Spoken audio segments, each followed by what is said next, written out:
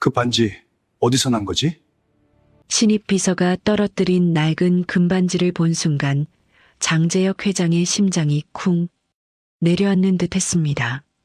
30년 전 사랑하는 여인에게 직접 끼워주었던 세상에 단 하나뿐인 반지와 똑같았기 때문이었죠. 어머니 유품이에요. 3년 전 돌아가셨어요. 비서의 대답에 장 회장의 머릿속이 하얗게 변해버렸습니다. 그녀가 죽었다고요?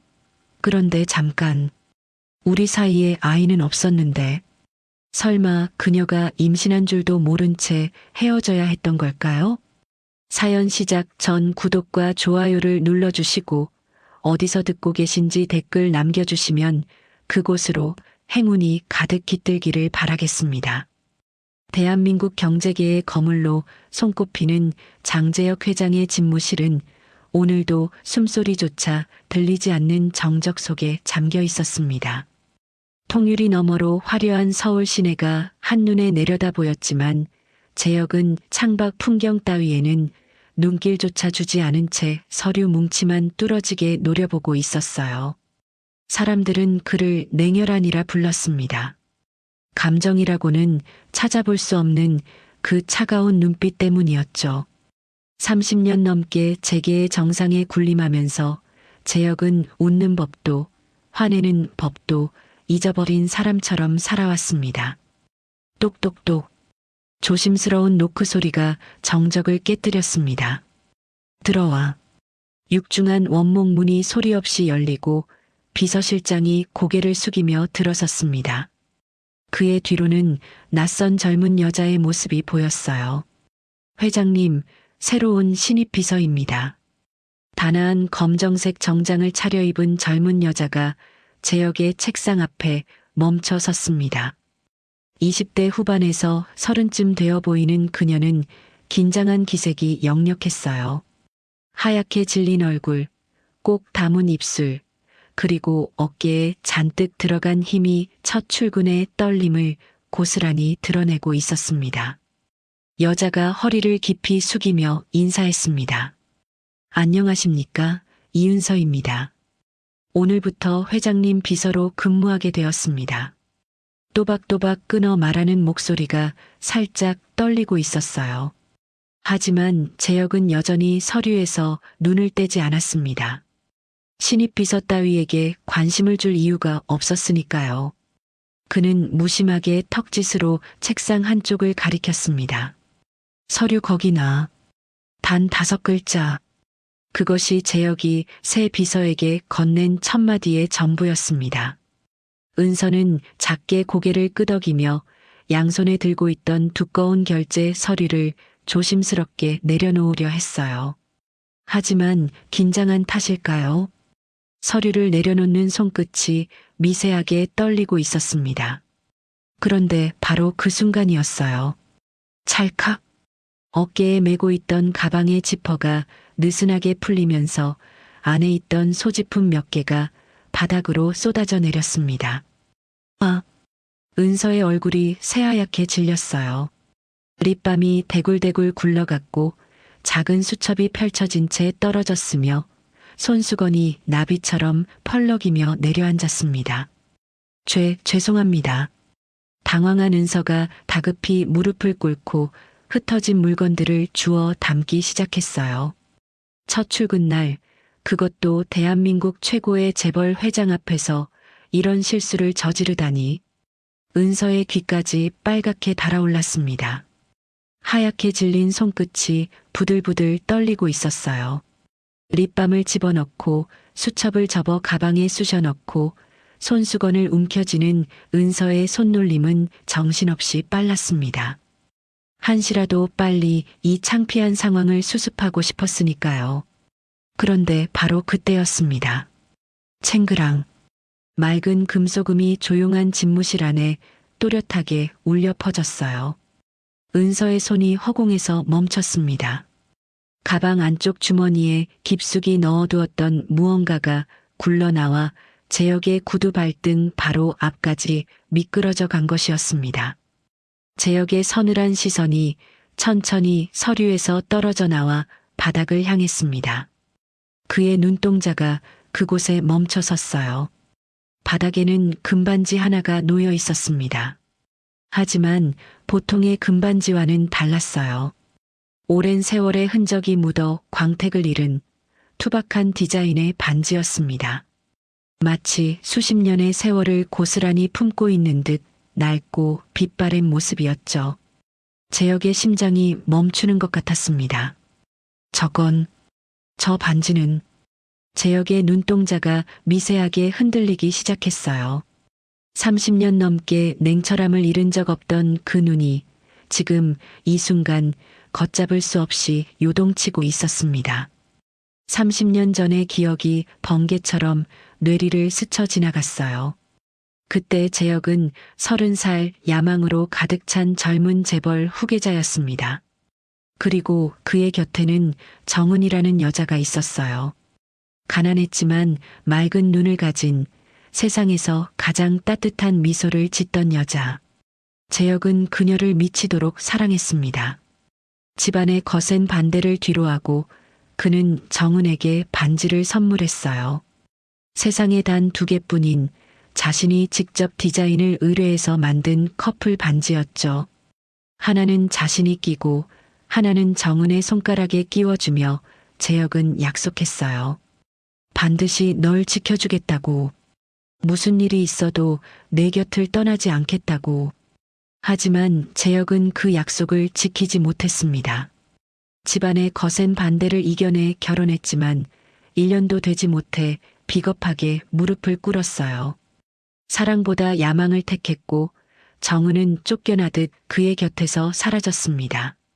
그 후로 30년 재혁은 정은의 행방조차 알지 못한 채 살아왔어요. 아니, 알려고 하지 않았는지도 모릅니다. 너무 비겁했던 자신이 부끄러워서. 그런데 지금 바로 이 순간 재혁의 구두 끝에 놓인 저 낡은 반지는 30년 전 정은에게 선물했던 그 반지와 소름 끼칠 정도로 닮아 있었습니다. 아니, 닮은 정도가 아니었어요. 세상에 단 하나뿐인 그 디자인, 그 곡선, 그 문양까지 똑같았어요. 재혁은 자신도 모르게 손을 뻗었습니다. 홀린 듯이 무의식적으로 그의 손이 바닥의 반지를 향해 다가갔죠. 직접 확인해야 했습니다. 반지 안쪽에 새겨져 있을 이니셜을 눈으로 똑똑히 봐야만 했어요. 재혁의 손끝이 반지에 닿으려던 바로 그 찰나였습니다. 회장님, 죄송합니다. 제가 죽겠습니다. 은서가 번개처럼 손을 내밀어 반지를 낚아챘어요. 재혁의 손보다 한 뼘 빨랐습니다. 재혁의 손이 허공에서 멈췄습니다. 손가락 끝이 허공을 움켜쥐었지만 그곳에는 아무것도 없었어요. 반지는 이미 은서의 소나기에 들어간 뒤였습니다. 은서는 황급히 반지를 주머니 속으로 밀어 넣었어요. 그 순간 그녀의 표정이 묘하게 진지해졌습니다. 마치 세상에서 가장 소중한 것을 지키려는 듯한 눈빛이었죠. 재혁은 그 모습을 놓치지 않았습니다. 방금 그 반지. 재혁의 입에서 낮은 목소리가 흘러나왔어요. 평소답지 않게 목소리가 미세하게 떨리고 있었습니다. 어디서 난 거지? 은서가 고개를 숙이며 대답했습니다. 저희 어머니 유품입니다. 3년 전에 돌아가시기 전까지 소중하게 간직하고 계시던 것이라 저도 늘 곁에 두고 다녀요. 재혁의 숨이 턱 막혔습니다. 어머니 유품이라고. 돌아가셨다고. 만약 저 반지가 정은이의 것이라면 정은이가 이미 세상을 떠났다는 뜻일까요? 30년 동안 어딘가에서 잘 살고 있을 거라 막연히 믿어왔는데 이미 이 세상 사람이 아니란 말일까요? 재혁은 숨을 쉬는 것조차 잊은 채 멍하니 서 있었습니다. 그런데 그때 또 하나의 의문이 재혁의 뇌리를 스쳐 지나갔습니다. 분명 2사람 사이에 아이는 없었습니다. 정은이 쫓겨나던 그날 아이가 있다는 말은 단 한 번도 듣지 못했어요. 그런데 저 아이는 대체 왜 저 반지를 가지고 있는 걸까요? 만약 저 반지가 정은이의 것이 맞다면 설마 저 아이가 정은이의 딸인 걸까요? 재혁은 은서의 얼굴을 뚫어지게 쳐다보았습니다. 이목구비 하나하나를 샅샅이 훑어보았어요. 눈매, 코끝, 입술선, 턱의 곡선까지. 그리고 재혁은 소름이 돋는 것을 느꼈습니다. 은서의 눈매가 30년 전 정은의 눈매와 어딘지 모르게 닮아 있었어요. 완전히 똑같지는 않았지만 분명히 비슷한 구석이 있었습니다. 은서는 회장의 이상한 시선에 당혹감을 느꼈어요. 왜 갑자기 회장님이 자신을 그렇게 뚫어지게 쳐다보시는 걸까? 그 시선이 불편해진 은서는 서둘러 물건들을 마저 정리하고 일어섰습니다. 죄송합니다, 회장님. 실례가 많았습니다. 은서가 황급히 집무실을 빠져나갔어요. 딸깍. 문이 닫히고 다시 고요가 찾아왔습니다. 하지만 아까와는 전혀 다른 고요였어요. 폭풍 전야의 적막함이었습니다. 재혁은 반지가 놓여있던 바닥을 멍하니 내려다보았습니다. 직접 확인하지 못했기에 의구심은 더욱 짙어만 갔어요. 비슷한 반지일 뿐일까? 아니면 정말 정은이의 반지일까? 정은이가 정말 죽은 걸까? 그리고 저 아이가 정말 정은이의 딸이라면 아버지는 대체 누구란 말인가? 재혁의 가슴 밑바닥에서 알 수 없는 감정이 용암처럼 들끓기 시작했습니다. 30년 동안 죽은 듯 고요했던 그 깊은 곳에서 무언가가 꿈틀거리며 깨어나고 있었어요. 재혁은 천천히 창가로 다가갔습니다. 붉은 노을이 서울 하늘을 물들이고 있었어요. 30년 전 정은과 마지막으로 함께 바라보던 그 노을처럼 그렇게 운명이 보내온 낡은 금반지 하나가 그의 인생을 송두리째 뒤흔들 폭풍의 서막을 알리고 있었습니다. 그날 이후 재혁의 일상에는 보이지 않는 균열이 생겼습니다. 서류를 검토하다가도 문득 펜을 놓게 되었어요. 눈앞에 아른거리는 것은 숫자도 계약 조항도 아니었습니다. 은서의 주머니 속으로 순식간에 사라져버린 그 낡은 금반지의 잔상이었죠. 광택을 잃은 그 투박한 반지, 마치 망막에 새겨진 것처럼 지워지지 않았습니다. 재혁은 고개를 세차게 저었어요. 내 착각일 뿐이야. 세상에 닮은 반지는 얼마든지 있어. 스스로를 다잡아 보았지만 마음 한구석에서 피어오르는 의구심은 좀처럼 사그라들지 않았습니다. 결국 재혁은 산더미처럼 쌓인 서류를 밀어내고 자리에서 일어났어요. 오늘은 중요한 날이었습니다. 해외 바이어와의 화상회의가 예정되어 있었거든요. 수백억 원이 걸린 계약이었습니다. 재혁은 회의실로 향하며 시계를 확인했어요. 회의 시작 10분 전이었습니다.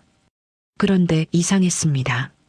평소라면 회의 30분 전부터 완벽하게 세팅을 마치고 대기하고 있었어야 할 은서의 모습이 보이지 않았어요. 회의실 안에는 텅 빈 의자만 덩그러니 놓여 있었습니다. 노트북도 자료도 물 한 잔도 준비되어 있지 않았죠. 재혁의 미간이 깊게 찌푸려졌습니다. 비서실장. 낮고 서늘한 목소리에 복도 끝에서 대기하던 비서실장이 허겁지겁 달려왔어요. 예, 회장님. 이 비서는? 그게 아직 출근을 안 해서요. 연락도 안 되고 있습니다.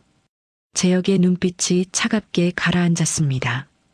집무실 안의 공기가 급격히 냉각되는 것이 느껴졌어요. 비서실장은 등줄기에 식은땀이 흐르는 것을 느끼며 고개를 숙였습니다. 회의 시작 시간이 되었습니다. 하지만 은서는 나타나지 않았어요. 10분이 지났습니다. 여전히 소식이 없었습니다. 20분. 재혁의 인내심이 바닥을 드러내기 시작했어요. 결국 비서실장이 임시로 회의 세팅을 마쳤고 재혁은 이를 악문 채 화상회의에 참석했습니다.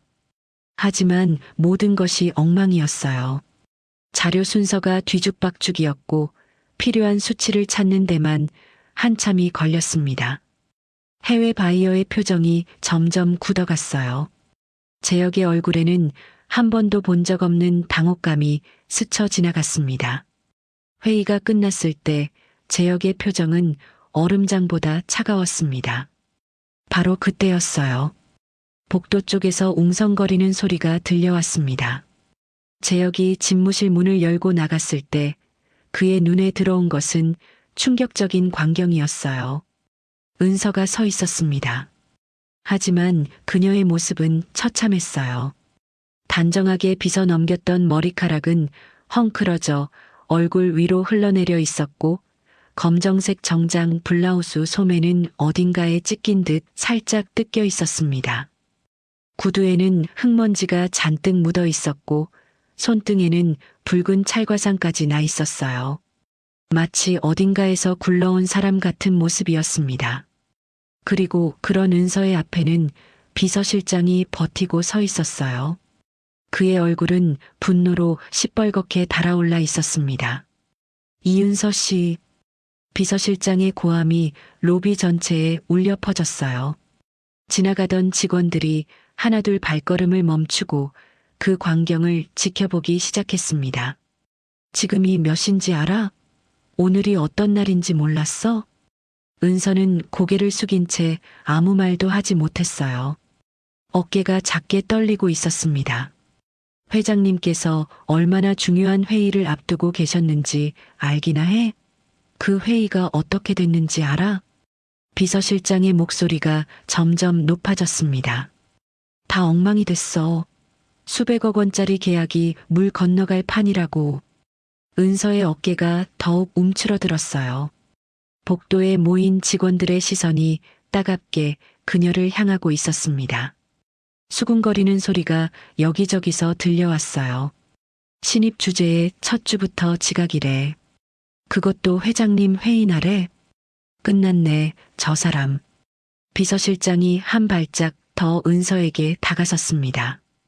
당장 짐 싸서 나가. 해고야. 그 한마디에 로비가 조용해졌어요. 은서의 얼굴이 새하얗게 질렸습니다.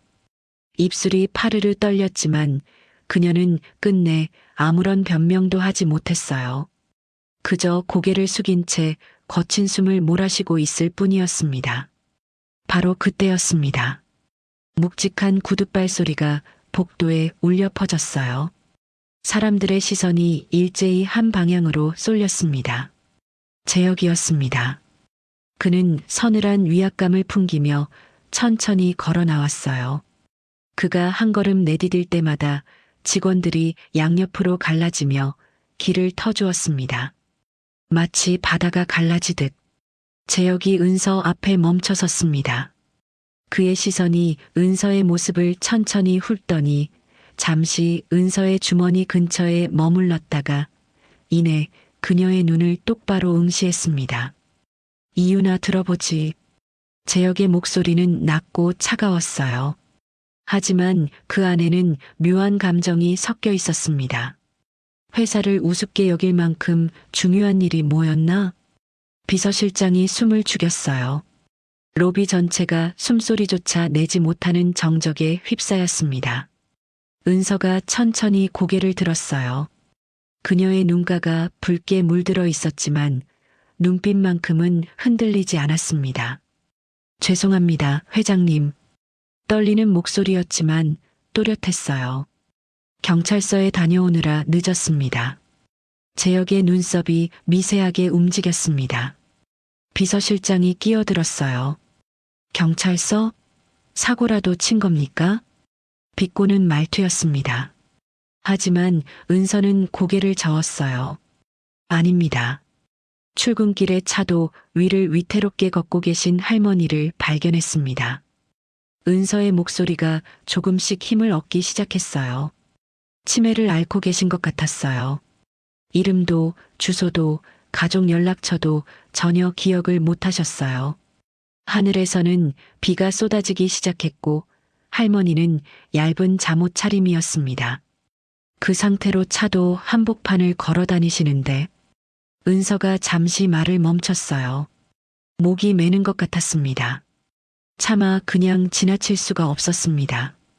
경찰서에 모셔다 드리고 보호자분께서 오실 때까지 기다렸습니다.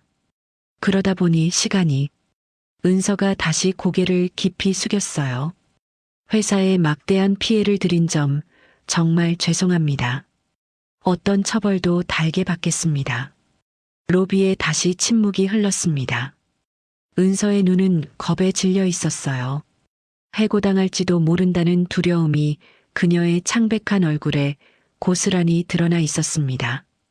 하지만 그 눈빛만큼은 맑았어요. 후회가 담긴 눈빛이 아니었습니다. 그녀는 자신의 선택을 후회하지 않는 것 같았어요. 자신의 생계가 달린 직장을 잃을 위기 속에서도 길 위의 낯선 노인을 외면하지 못한 거죠. 어리석다면 어리석은, 바보 같다면 바보 같은 정직함이었습니다. 재혁은 아무 말 없이 은서를 내려다보았습니다. 그리고 그 순간 그의 머릿속에서 30년 전의 기억이 번개처럼 되살아났어요. 그때도 이랬습니다. 30년 전 재혁에게는 세상에서 가장 소중한 약속이 있었어요. 정은에게 정식으로 청혼을 하기로 한 날이었습니다. 고급 레스토랑을 예약해두고 떨리는 마음으로 그녀를 기다렸죠. 하지만 정은은 약속 시간에 나타나지 않았습니다. 30분이 지나고 1시간이 지나도 연락이 없었어요. 재혁은 초조함과 불안 속에서 끝없이 시계만 들여다봤습니다. 그리고 마침내 정은이 나타났을 때 그녀의 모습은 처참했어요.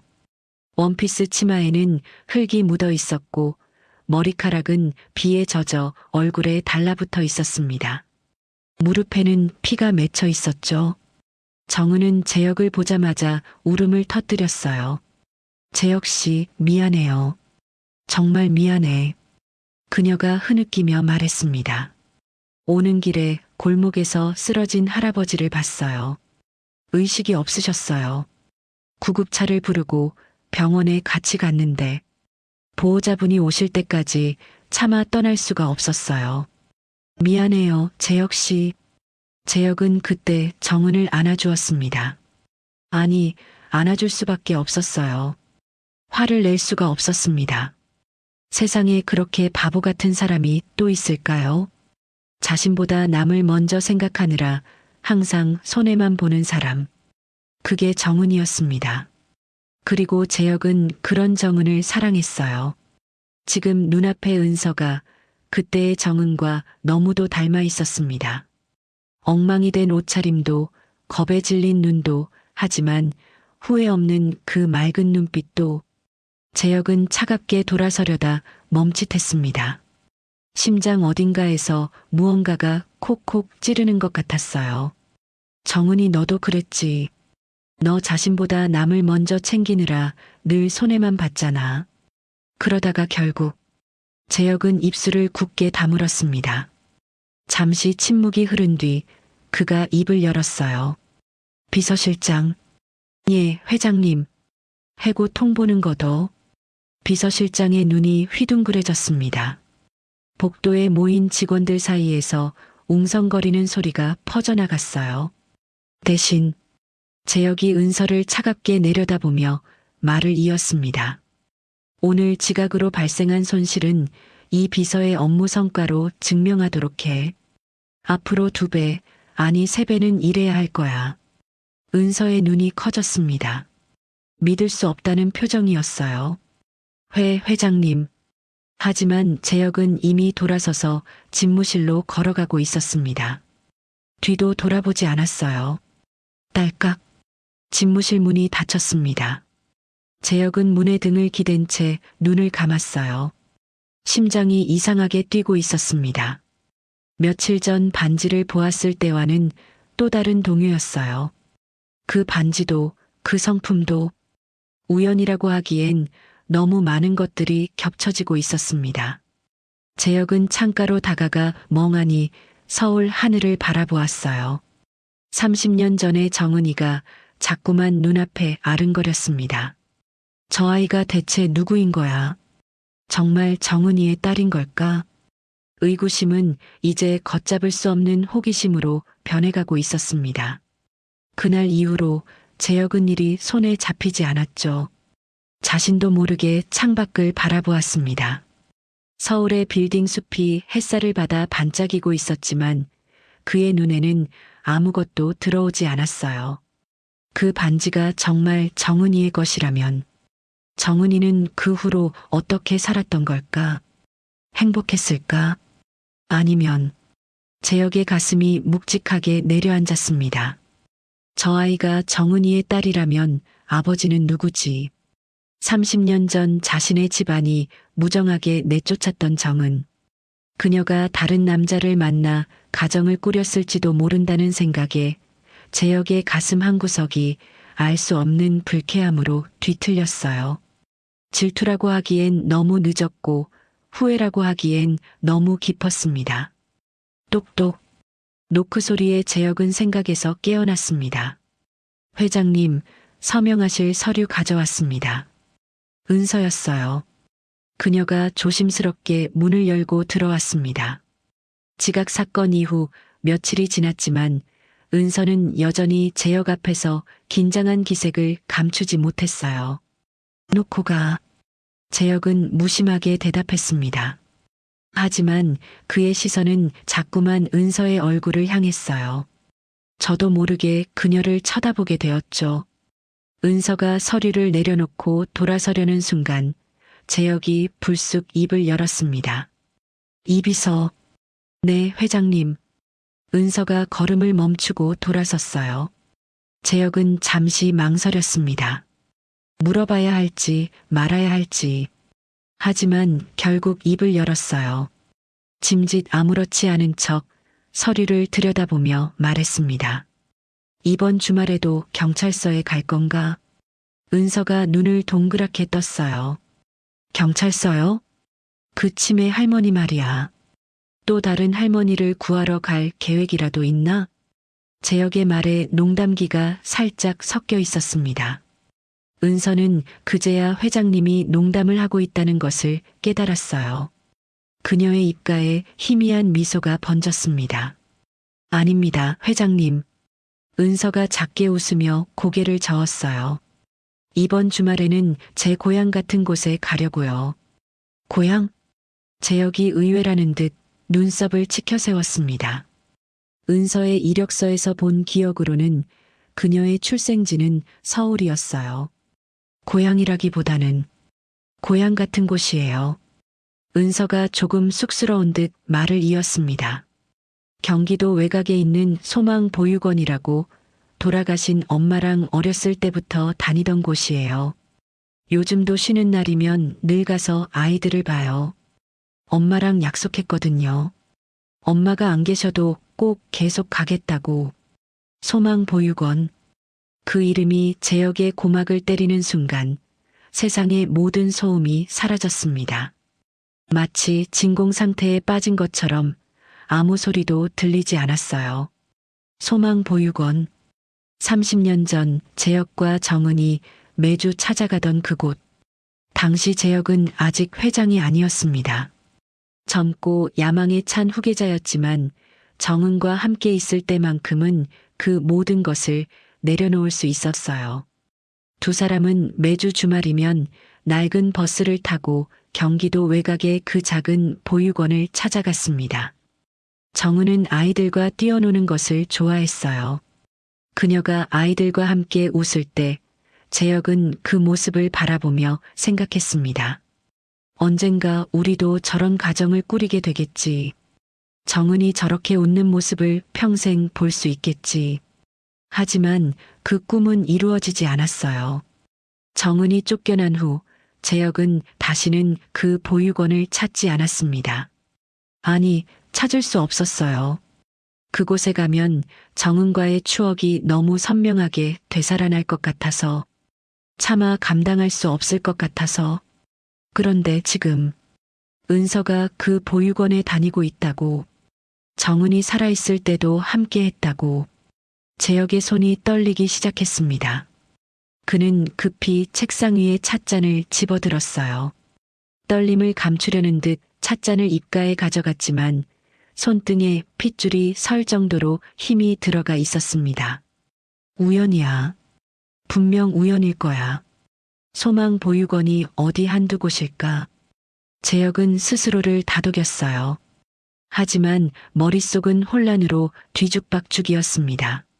세상에 단 하나뿐인 디자인의 반지, 자신보다 남을 먼저 챙기는 성품, 그리고 소망 보육원. 우연이라고 하기엔 너무 많은 것들이 겹쳐지고 있었습니다. 회장님? 은서의 목소리에 재혁은 퍼뜩 정신을 차렸어요. 고개를 들어보니 은서가 걱정스러운 눈으로 자신을 바라보고 있었습니다. 회장님, 어디 편찮으신 거예요? 안색이 너무 안 좋으세요. 재혁의 얼굴은 창백하게 질려 있었어요. 이마에는 식은땀까지 맺혀 있었습니다. 아니다. 괜찮아. 재혁은 애써 표정을 가다듬으며 손을 내저었어요. 피곤해서 그래. 나가봐. 네, 회장님. 푹 쉬세요. 은서가 고개를 숙이고 집무실을 나갔습니다. 딸깍. 문이 닫히는 소리가 들렸어요. 재혁은 찻잔을 책상 위에 내려놓았습니다. 손이 여전히 떨리고 있었어요. 그는 천천히 자리에서 일어나 창가로 다가갔습니다. 재혁의 눈시울이 뜨거워지는 것을 느꼈어요. 정은아. 마음속으로 그 이름을 불러보았습니다. 내가 정말 떠난 거야? 혼자서 아이를 키우며 살다가 그렇게 간 거야? 대답은 없었습니다. 당연히 없었어요. 하지만 재혁의 가슴 속에서는 무언가가 무너져 내리고 있었습니다. 그날 밤 재혁은 한숨도 자지 못했습니다. 침대에 누워도 눈이 감기지 않았어요. 천장을 멍하니 바라보고 있으면 30년 동안 두꺼운 철문 뒤에 가둬두었던 추억들이 홍수처럼 밀려와 그를 집어삼켰습니다. 정은의 웃음소리, 보육원 마당에서 아이들과 뛰어놀던 그녀의 뒷모습, 반지를 끼워주던 날 눈물을 글썽이며 웃던 그 얼굴, 그리고 마지막으로 본 정은의 모습, 집에서 쫓겨나며 뒤도 돌아보지 못하고 떠나던 그 작은 뒷모습. 재혁은 벌떡 자리에서 일어났습니다. 직접 확인해야겠어. 마음을 굳혔어요. 저 아이가 누구의 핏줄인지, 정은이가 남긴 흔적이 무엇인지 내 눈으로 직접 봐야겠어. 다음 날 아침 재혁은 평소와 다르게 움직였습니다. 수행원에게 오늘 하루 일정을 모두 취소하라고 지시했어요. 운전기사도 물렸습니다. 평소 입던 고급 양복 대신 평범한 점퍼를 걸쳤고 화려한 세단 대신 오래된 SUV의 운전석에 올라탔어요. 내비게이션에 목적지를 입력했습니다. 소망보육원. 경기도 외곽으로 향하는 길 위에서 재혁의 심장은 미친 듯이 뛰고 있었습니다. 30년 만에 찾아가는 그 길. 그때는 정은의 손을 잡고 낡은 버스를 타고 갔었는데 지금은 홀로 운전대를 잡고 달리고 있었어요. 차창 밖으로 서울의 빌딩 숲이 점점 멀어지고 한적한 시골 풍경이 펼쳐지기 시작했습니다. 재혁의 머릿속은 온통 한 가지 생각뿐이었어요. 만약 정말 저 아이가 정은이의 딸이라면, 그리고 만약 저 아이가 나이. 재혁은 고개를 세차게 저었습니다. 그 생각은 차마 끝까지 이어갈 수가 없었어요. 두 손에 힘을 주어 운전대를 꽉 쥐었습니다. 핸들을 잡은 손등에 핏줄이 섰어요. 자책과 의심 그리고 설명할 수 없는 뜨거운 감정이 뒤섞인 채 재혁은 30년 만에 그 보육원을 향해 달려가고 있었습니다. 잠시 후 재혁의 눈앞에 낡은 간판 하나가 나타났습니다. 소망보육원.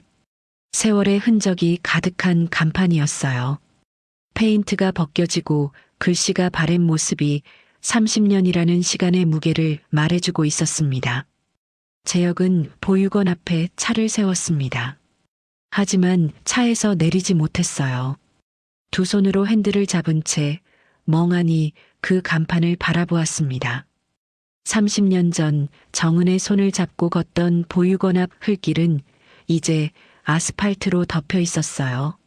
하지만 입구에 서 있는 커다란 느티나무는 여전히 그 자리를 지키고 있었습니다. 30년 전보다 훨씬 더 크고 울창해진 모습으로. 한참 뒤 재혁은 천천히 차에서 내렸습니다. 다리가 후들거렸어요. 평생 수천억 원의 계약서에 사인을 할 때도 떨리지 않던 손이 지금은 주체할 수 없이 떨리고 있었습니다. 그는 보육원 안으로 들어가지 못했어요. 차마 그럴 용기가 나지 않았습니다. 대신 담벼락 근처에 서서 숨을 죽이며 운동장 쪽을 살폈어요. 그리고 재혁의 눈이 멈추었습니다. 운동장 한가운데 아이들과 뛰어노는 누군가가 보였어요. 평소 집무실에서 보던 단정한 정장 차림이 아니었습니다. 무릎이 나온 편한 바지에 흙먼지가 잔뜩 묻은 운동화를 신고 아이들과 함께 흙바닥을 구르고 있었어요. 은서였습니다. 선생님, 이것 좀 보세요. 아이 하나가 손에 뭔가를 들고 은서에게 달려갔어요. 은서가 그 아이를 향해 고개를 돌렸습니다. 그리고 환하게 웃음을 터뜨렸어요. 그 웃음소리가 담벼락 너머 재혁의 귀에 닿았습니다. 재혁의 심장이 덜컥 내려앉았어요.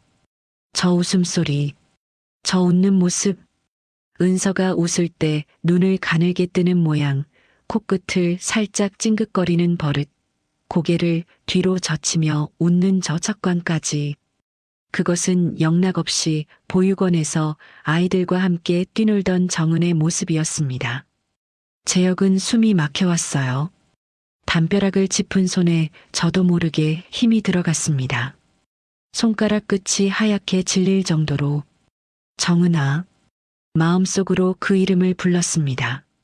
내가 저기 있구나. 저 아이 안에 내가 살아있구나. 재혁은 차에서 가져온 작은 망원경을 눈에 가져다 댔어요. 떨리는 손으로 초점을 맞추며 은서의 모습을 자세히 살폈습니다.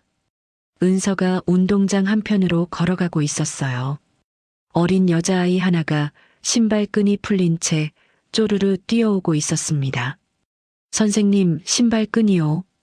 은서가 웃으며 아이 앞에 쪼그려 앉았어요. 아이의 신발끈을 묶어주기 위해 고개를 숙이는 순간이었습니다. 은서의 목에서 무언가가 반짝이며 옷 밖으로 흘러나왔어요. 재혁의 눈이 커졌습니다. 반지였어요. 목걸이 줄에 깨어진 그 낡은 금반지.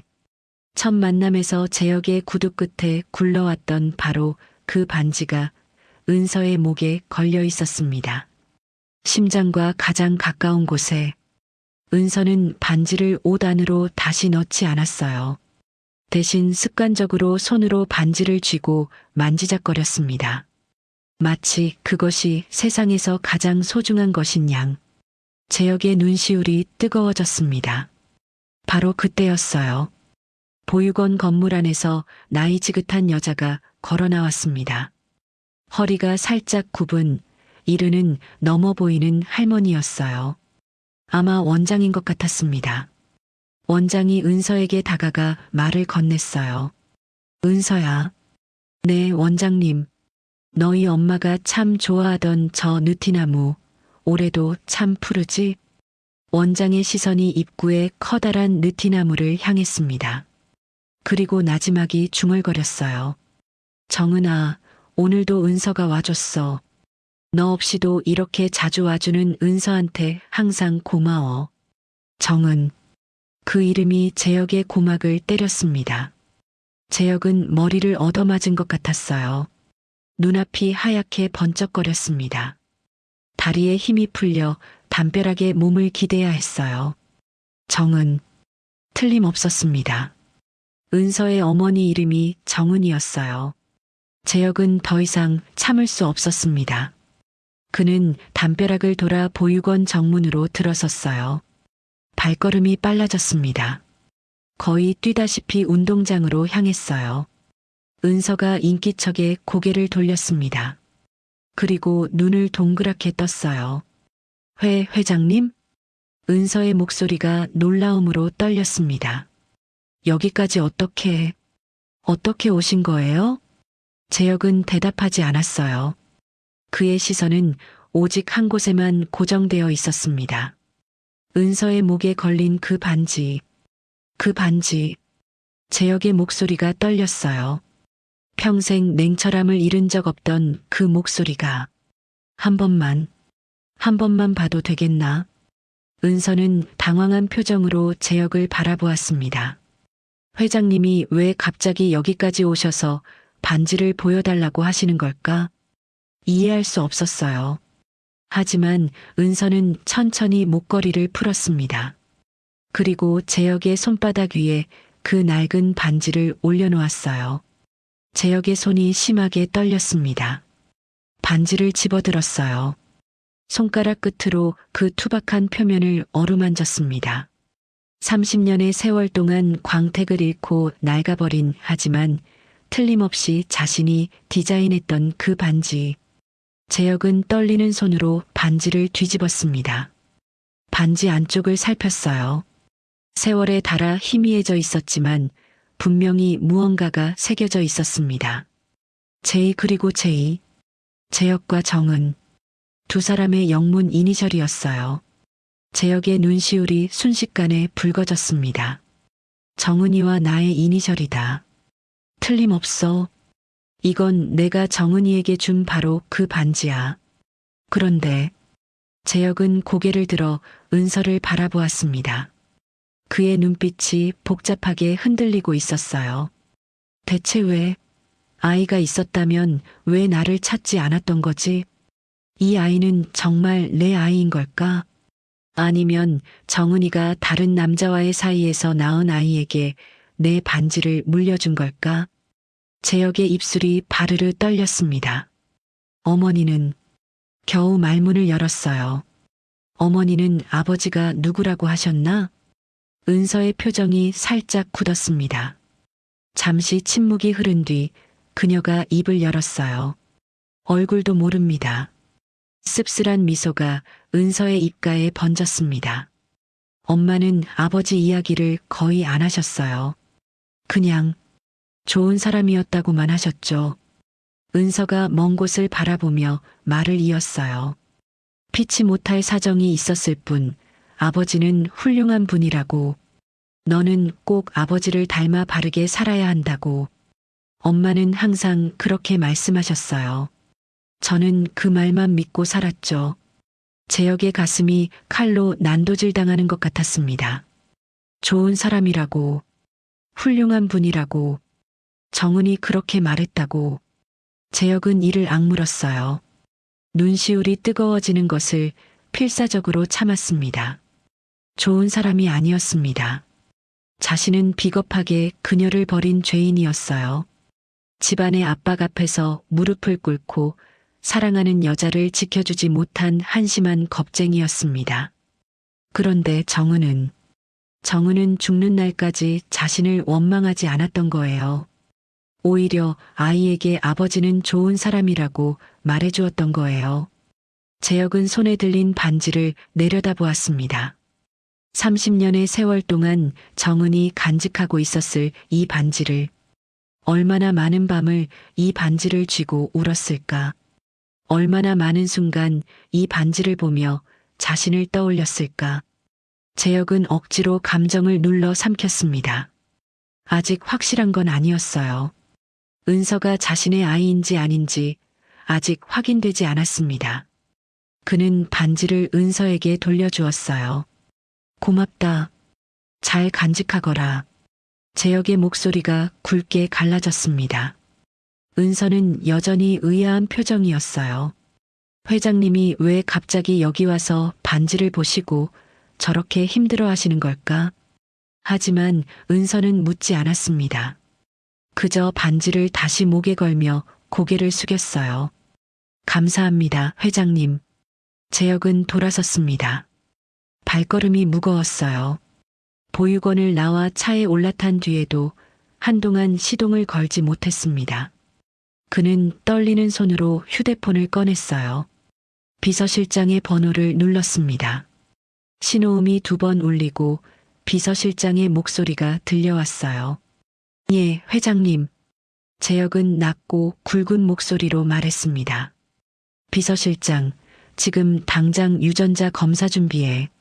전화기 너머에서 잠시 침묵이 흘렀어요. 유전자 검사요? 누구의? 이비서. 이은서 비서의 유전자 검사를 준비해. 가장 정확하고 가장 확실한 방법으로. 그리고 이 일은 철저하게 비밀로 해야 한다. 재혁의 목소리에는 떨림과 절박함이 묻어 있었어요. 알겠습니다, 회장님. 전화를 끊은 재혁은 잠시 눈을 감았습니다. 제발, 마음속으로 빌었어요. 제발 내 아이이기를. 아니다. 내 아이가 아니어도 좋다. 저 아이가 정은이의 딸이라면 그것만으로도 난 저 아이를 지켜야 해. 재혁은 눈을 떴습니다. 백미러에 비친 보육원의 모습이 점점 작아지고 있었어요. 확신과 두려움이 교차하는 눈빛으로 재혁은 천천히 차를 출발시켰습니다. 보육원에서 돌아온 직후 재혁의 집무실은 거대한 감옥이 되었습니다. 서류는 쌓여만 갔어요. 평소라면 단 몇 분 만에 검토하고 사인했을 결제 서류들이 책상 위에 산처럼 쌓여가고 있었습니다. 하지만 재혁의 눈에는 아무것도 들어오지 않았어요.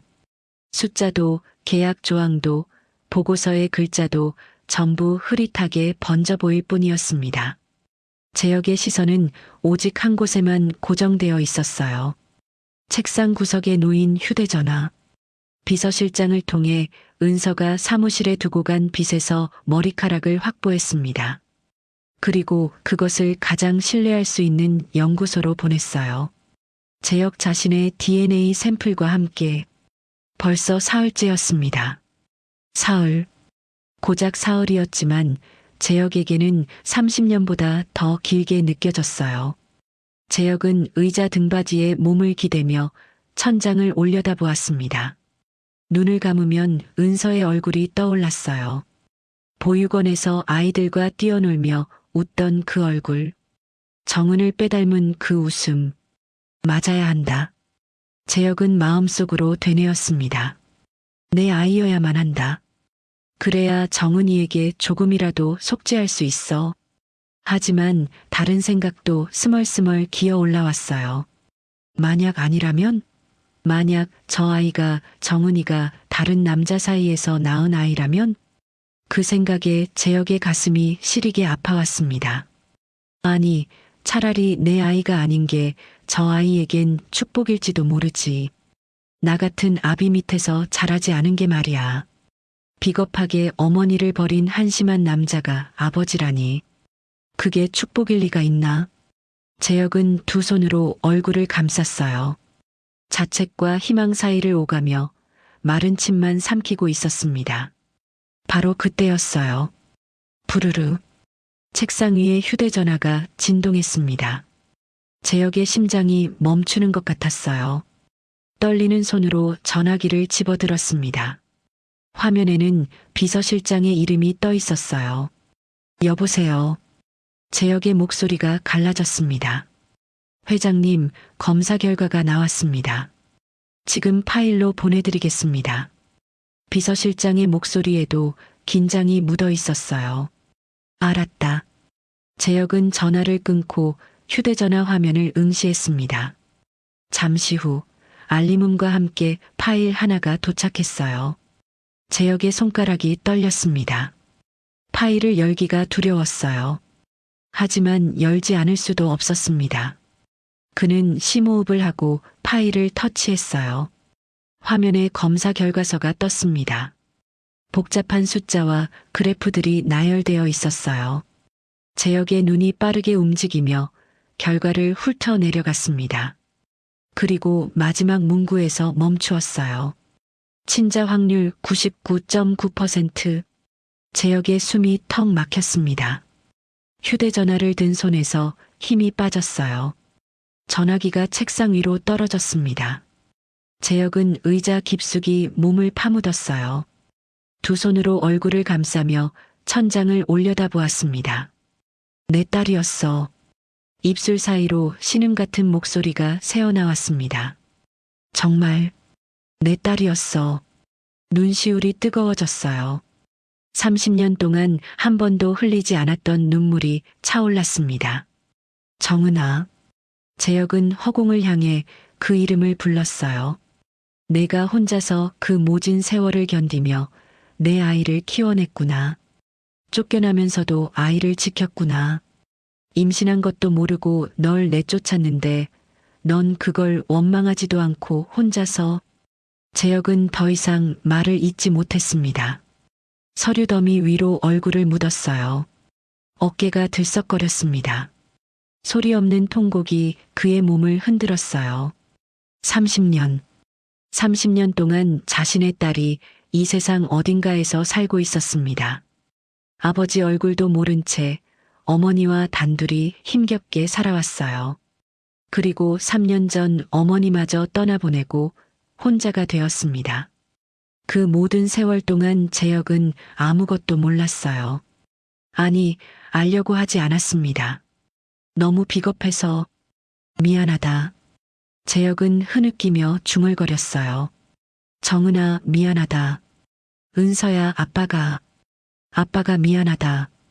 그리고 바로 그때 재혁이 집무실 안에서 무너져 내리고 있던 그 순간 복도 저편에서는 전혀 다른 기류가 흐르고 있었습니다. 집무실 문 앞 반쯤 열린 틈새 너머로 누군가 안을 살피고 있었어요. 40대 초반의 남자였습니다. 날카로운 눈매에 얇은 입술, 고급 양복을 빈틈없이 차려입은 그 남자는 장치훈. 재혁의 조카이자 그룹의 상무였어요. 치우는 문틈 사이로 숙부의 뒷모습을 지켜보았습니다. 서류 더미 위에 얼굴을 묻고 어깨를 들썩이는 모습을. 냉혈한으로 불리던 장재혁 회장이 저렇게 무너져 내리는 모습은 난생 처음이었어요. 치훈의 입꼬리가 살짝 올라갔습니다. 그는 문에서 물러나 복도 끝으로 걸어갔어요. 손에는 얇은 서류 봉투가 들려 있었습니다. 며칠 동안 비밀리에 수집한 정보들이었죠. 치우는 며칠 전부터 숙부의 이상한 행동을 눈여겨보고 있었어요. 평소 수행원 없이는 움직이지 않던 장 회장이 갑자기 직접 SUV를 몰고 어딘가를 다녀왔습니다. 그것도 남루한 옷차림으로.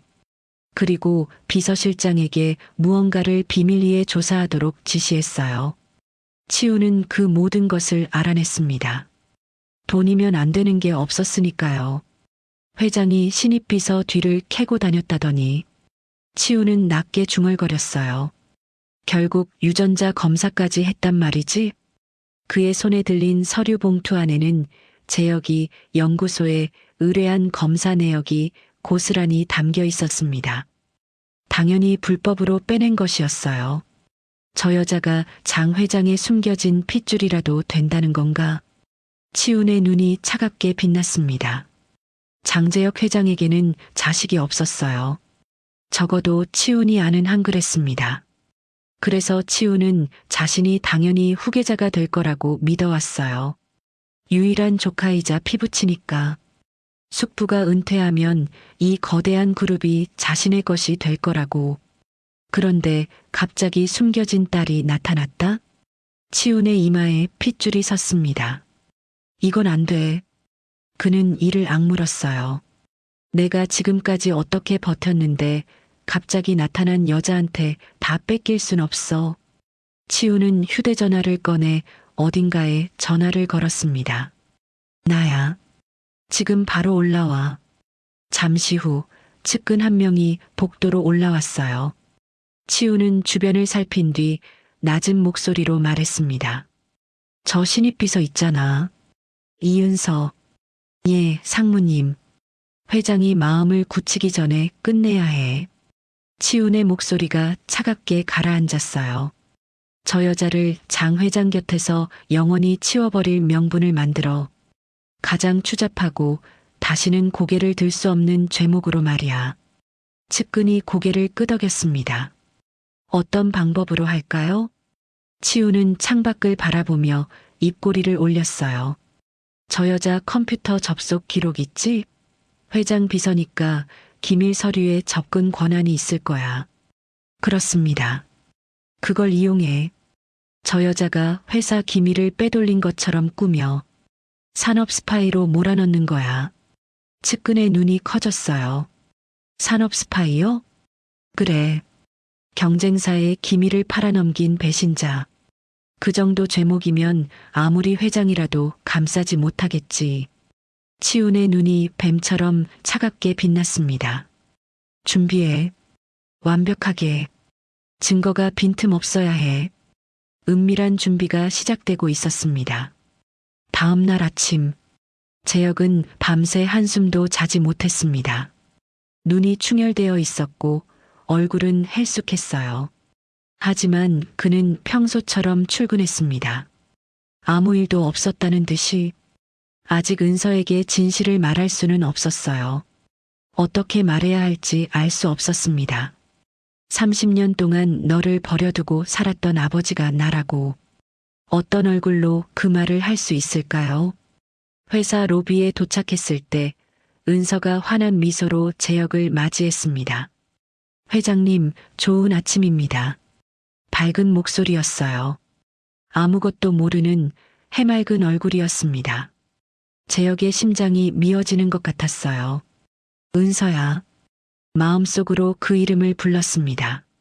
아빠가 미안하다. 정말 미안하다. 하지만 재혁은 그 말을 입 밖으로 꺼내지 못했어요. 대신 애써 담담한 표정을 지으며 고개만 끄덕였습니다.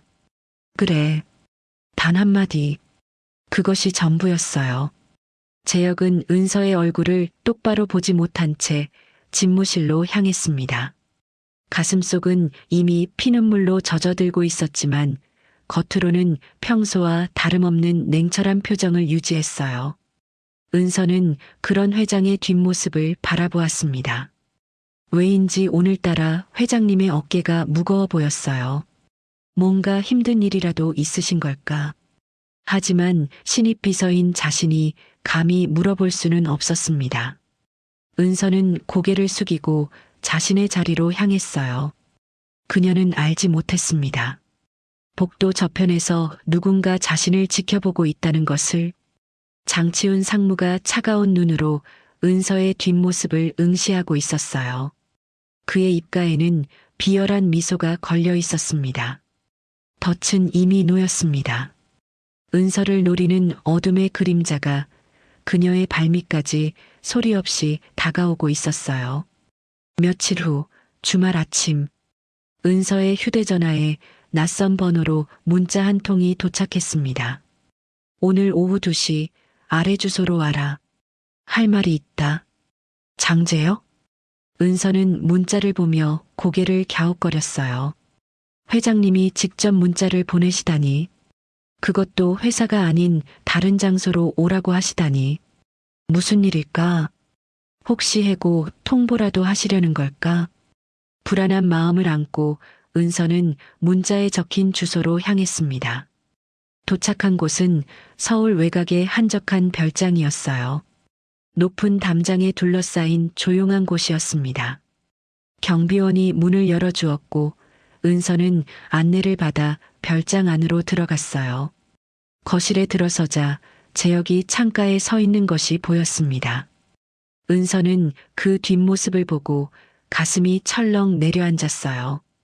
평소보다 훨씬 수척해져 있었습니다. 어깨가 축 처져 있었고 서 있는 모습조차 불안정해 보였어요. 마치 며칠째 잠을 못 잔 사람 같았습니다. 회장님, 은서가 조심스럽게 불렀어요. 부르셨습니까? 무슨 하실 말씀이라도. 재혁은 대답하지 않았습니다. 여전히 창밖만 바라보고 있었어요. 손에는 갈색 서류 봉투가 들려 있었습니다. 봉투를 쥔 손이 미세하게 떨리고 있었어요. 거실에 무거운 침묵이 흘렀습니다. 은서는 점점 불안해졌어요. 회장님의 분위기가 심상치 않았습니다. 혹시 큰 문제라도 생긴 걸까? 자신이 무슨 실수라도 한 걸까? 그때 재혁이 천천히 돌아섰습니다. 은서는 그 얼굴을 보고 숨이 막혔어요. 회장님의 눈이 빨갛게 충혈되어 있었습니다. 눈 밑에는 짙은 다크서클이 내려앉아 있었고 볼은 며칠 새 눈에 띄게 꺼져 있었어요. 이비서 재혁의 목소리가 갈라졌습니다. 아니, 그가 잠시 멈칫했어요. 목이 메는 것 같았습니다. 은서야. 은서의 눈이 커졌어요. 회장님이 자신의 이름을 부른 것은 처음이었습니다. 그것도 직함없이 이름만. 회장님? 재혁은 손에 들고 있던 서류 봉투를 탁자 위에 내려놓았습니다. 이걸 읽어봐라. 떨리는 목소리였어요. 내가 누구인지, 그리고 내가 누구인지 적혀 있다. 은서는 영문을 모른 채 봉투를 집어들었습니다. 봉투를 여는 손끝이 떨렸어요. 안에서 서류 몇 장이 나왔습니다. 은서의 눈이 서류 위를 훑어 내려갔어요. 복잡한 숫자와 그래프들, 의학 용어들, 그리고 맨 마지막에 적힌 문구. 피검사자 A, 장재혁, 피검사자 B, 이은서, 친자관계 성립, 친자 확률 99.9%. 은서의 손에서 서류가 떨어졌습니다. 종이가 바닥에 흩어졌어요. 은서는 떨어진 서류를 멍하니 내려다보았습니다. 머릿속이 새하얗게 비어버렸어요. 이게 다 무슨 소리예요? 은서의 목소리가 찢어질 듯 갈라졌습니다. 회장님이 왜 제 유전자 검사를, 회장님과 제가 왜, 말을 잇지 못했어요. 목이 타들어가는 것 같았습니다. 재혁은 은서의 앞으로 다가왔습니다. 그리고 천천히 무릎을 꿇었어요. 60평생 누구 앞에서도 무릎 꿇은 적 없던 대한민국 최고의 재벌이 신입 비서 앞에서 무릎을 꿇었습니다. 내가 내 아버지다, 은서야. 재혁의 입에서 떨리는 고백이 흘러나왔어요. 30년 전에 내 엄마 이정은을 지키지 못하고 모질게 내쫓았던 못난 아비가 바로 나다. 은서의 눈이 휘둥그레졌습니다. 아니에요. 그럴 리가 없어요. 은서가 고개를 세차게 저었어요. 믿을 수 없다는 듯이. 저희 아버지는 엄마가 좋은 분이라고 하셨어요. 훌륭한 분이라고. 그런데 회장님이, 저한테 그렇게 차갑게 대하셨던 회장님이. 은서의 눈에서 눈물이 쏟아지기 시작했습니다. 평생 그리워했던 아버지. 얼굴도 모른 채 그저 엄마의 말만 믿고 좋은 분일 거라고 상상만 해왔던 아버지. 그 아버지가 바로 앞에 있었습니다. 지난 몇 주 동안 자신을 비서로 부리며 차갑게 대했던 냉혈한으로 불리는 그 사람이 바로 자신의 아버지였어요. 은서는 바닥에 주저앉았습니다. 흩어진 서류 위에 무릎을 꿇고 두 손으로 얼굴을 감싸며 울음을 터뜨렸어요.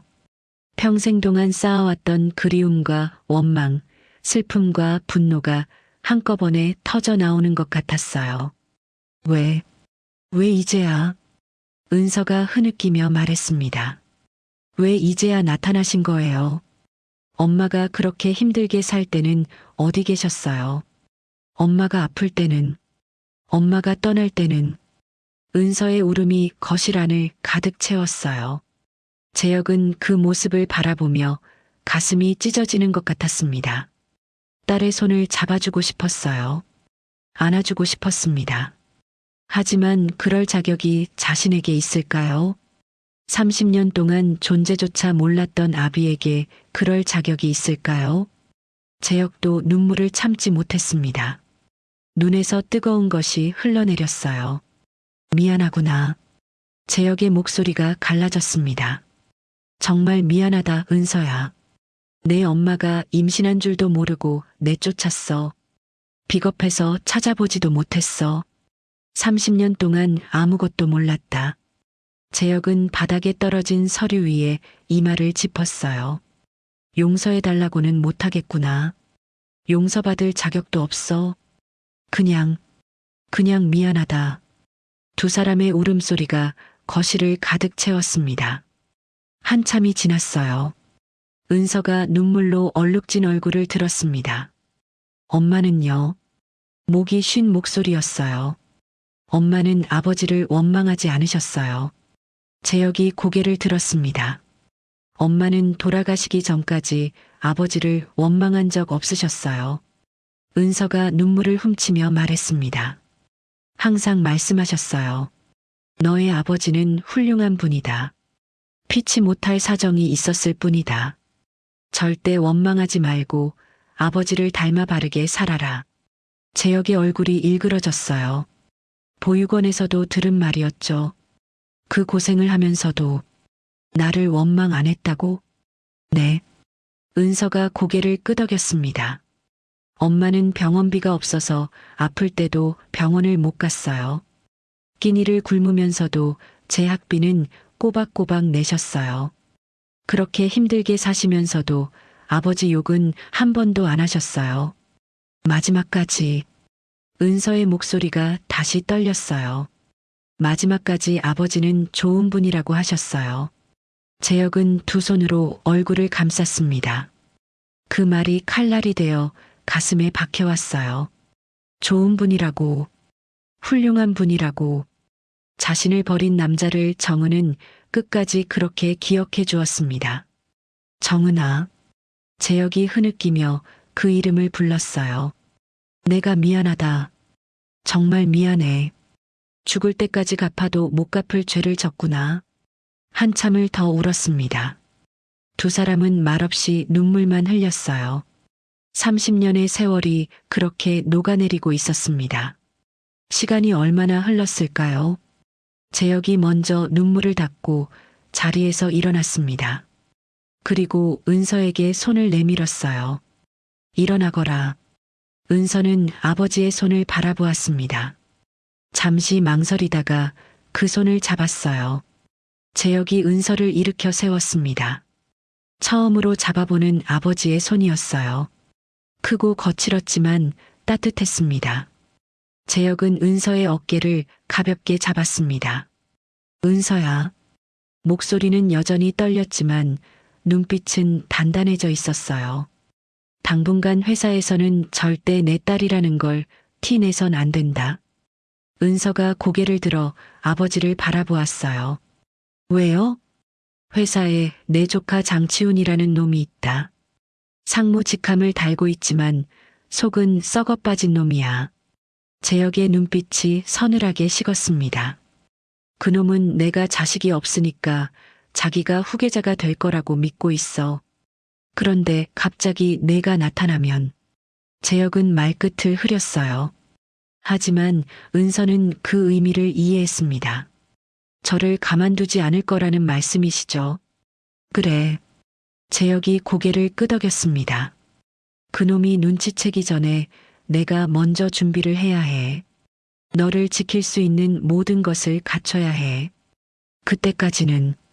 재혁은 은서의 어깨를 꽉 잡았어요. 그때까지는 참아라. 회사에서는 예전처럼 비서로 행동해. 알겠지? 은서는 천천히 고개를 끄덕였습니다. 알겠습니다, 아버지. 그 호칭에 재혁의 눈시울이 다시 붉어졌어요. 아버지. 30년 만에 처음 듣는 그 말이 세상 어떤 말보다 무겁고 따뜻하게 가슴에 와닿았습니다. 별장에서의 고백이 있고 며칠 후 재혁은 은서에게 전화를 걸었습니다. 이번 주말에 시간 되니? 네, 아버지. 무슨 일이세요? 전화기 너머로 잠시 침묵이 흘렀어요. 내 엄마 묘소에 가보려고 한다. 같이 가줄 수 있겠니? 은서의 목소리가 살짝 떨렸습니다. 네, 물론이죠. 그렇게 약속한 주말 아침, 재혁은 직접 운전대를 잡았습니다. 수행원도 운전기사도 데려가지 않았어요. 오래된 SUV에 은서를 태우고 서울을 벗어나 경기도 외곽으로 향했습니다.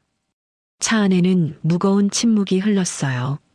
재혁은 운전대를 꽉 쥔 채 앞만 바라보고 있었습니다. 옆 얼굴이 금방이라도 무너질 듯 위태로워 보였어요. 은서는 그런 아버지의 모습을 조용히 지켜보았습니다. 1시간쯤 달렸을까요? 차가 한적한 산등성이에 위치한 작은 추모 공원 앞에 멈추었습니다. 두 사람은 차에서 내렸어요. 은서가 앞장서서 묘역으로 향했습니다. 재혁은 그 뒤를 천천히 따랐어요. 발걸음이 무거웠습니다.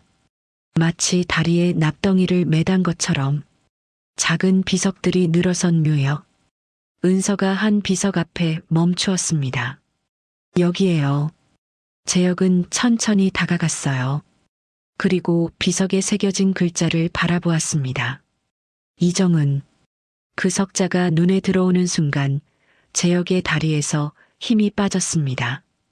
그는 비석 앞에 털썩 무릎을 꿇었어요. 두 손이 축 늘어졌습니다. 정은아. 떨리는 목소리가 흘러나왔어요. 내가 왔다. 이 못난 놈이 이제야 널 찾아왔어. 재혁의 손이 떨리며 비석의 표면을 어루만졌습니다. 세월의 거칠어진 돌의 감촉이 손끝에 전해졌어요. 30년이야. 30년 동안 널 찾지 못했어. 아니, 찾지 않았어. 너무 비겁해서, 너무 부끄러워서. 재혁의 어깨가 떨리기 시작했습니다. 그때 내가 조금만 더 용기를 냈더라면, 어머니한테 맞서 싸웠더라면, 회사고 뭐고 다 버리고 너만 잡았더라면, 목이 메어 말을 잇지 못했어요. 30년 전 그날의 기억이 떠올랐습니다. 선대 회장이었던 어머니가 정은을 마주하고 서 있었어요. 차갑고 날카로운 눈빛으로 당장 이 집에서 나가. 다시는 내 아들 앞에 얼씬거리지 마. 정은은 아무 말도 하지 못했습니다. 고개를 숙인 채 눈물만 흘렸어요. 재혁은 그 옆에 서 있었습니다. 아무것도 하지 못했어요. 어머니의 서슬 퍼런 위협 앞에서, 회사를 물려받아야 한다는 압박 앞에서 그는 비겁하게 입을 다물고 있었습니다. 정은이 떠나는 뒷모습을 바라보면서도 그는 한 발자국도 움직이지 못했어요. 내가 아이를 가졌을 줄은 꿈에도 몰랐어. 재혁이 흐느끼며 말했습니다. 내가 그 몸으로 쫓겨나서 혼자서 아이를 낳고 혼자서 키우고 이 차가운 흙 아래 누울 때까지 나는 아무것도 모르고 돈이나 벌고 있었구나. 재혁은 비석 위에 이마를 짚었어요. 미안하다, 정은아. 정말 미안하다. 그의 울음소리가 적막한 묘역에 울려 퍼졌습니다. 곁에서 지켜보던 은서의 눈에서도 눈물이 흘러내렸어요. 그녀는 천천히 아버지의 곁에 무릎을 꿇었습니다. 그리고 떨리는 손으로 아버지의 어깨를 감싸 안았어요. 아버지. 은서가 부드럽게 불렀습니다. 재혁이 고개를 들어 딸을 바라보았어요. 눈물로 얼룩진 얼굴이었습니다. 엄마는 아버지를 원망 안 하셨어요. 진짜예요. 은서가 눈물을 훔치며 말했습니다. 엄마가 힘들 때마다 저한테 말씀하셨어요. 너의 아버지는 나쁜 사람이 아니다. 그분도 많이 힘드셨을 거다. 우리가 미워하면 안 된다. 재혁의 얼굴이 일그러졌어요. 왜 그런 말을? 저도 몰라요. 은서이 고개를 저었습니다. 하지만 엄마는 정말 그렇게 말씀하셨어요. 아버지를 미워한 적 없으셨어요. 그리워만 하셨어요. 재혁은 다시 비석을 바라보았습니다. 정은아. 그가 비석에 대고 말했어요. 나는 죽어서도 내 앞에 설 면목이 없어. 하지만 재혁은 품 안에서 무언가를 꺼냈습니다. 작은 천주머니였어요. 그 안에서 금반지 하나가 나왔습니다. 은서의 눈이 커졌어요. 이건 내가 끼고 있던 거다. 재혁이 말했습니다. 너희 엄마에게 준 것과 쌍이었지. 은서가 목에 걸고 있던 어머니의 반지와 똑같은 디자인이었어요. 하지만 이쪽 반지는 광택이 살아 있었습니다. 안쪽에 새겨진 이니셜도 선명했어요. 30년 동안 서랍 깊숙이 숨겨두고 단 한 번도 꺼내보지 못했어. 죄스러워서. 이걸 보면 내 생각이 나서 미칠 것 같아서. 재혁은 은서의 손을 잡아 펼치고 그 위에 반지를 올려놓았습니다. 이제 내가 가져주겠니? 엄마 반지와 함께. 은서는 떨리는 손으로 아버지의 반지를 받아들었어요. 그리고 목에 걸고 있던 어머니의 반지를 꺼냈습니다. 두 개의 반지가 은서의 손바닥 위에 나란히 놓였어요. 30년 만에 다시 만난 두 반지. 은서는 그 반지들을 바라보며 눈물을 흘렸습니다. 끊어졌던 인연이 비로소 이어지는 것 같았어요. 엄마. 은서가 비석을 향해 말했습니다. 아빠 왔어. 30년 만에 아빠가 왔어. 바람이 불었어요. 마치 정은이 대답이라도 하듯 차가웠던 바람이 잠시 따뜻해지는 것 같았습니다. 한참 후 두 사람은 묘역을 내려오기 시작했습니다. 재혁의 얼굴에는 여전히 눈물 자국이 남아 있었어요. 하지만 눈빛은 달라져 있었습니다. 전보다 훨씬 날카롭고 단단해져 있었어요. 은서야. 재혁이 걸으면서 말했습니다. 내 엄마가 지켜낸 너를 이번엔 내가 지킬 거야. 은서가 아버지를 바라보았어요. 장치훈 상무와 이 사진들은 하이에나 같은 놈들이지.